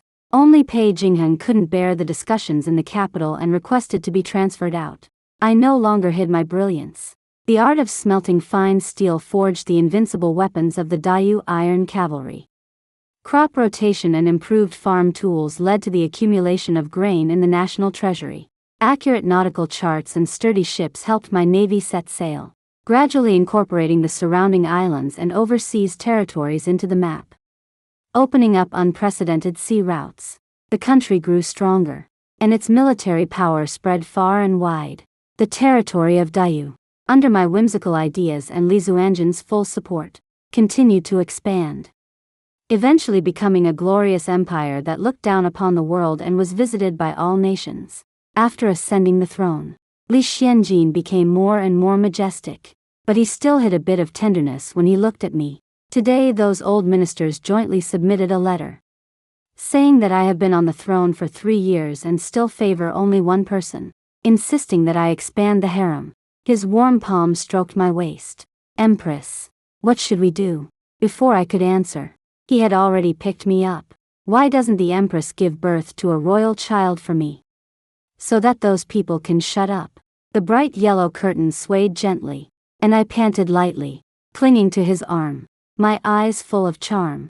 The candlelight flickered, reflecting the intertwined figures. Only the bright moon outside the window glimpsed the spring scenery in the room.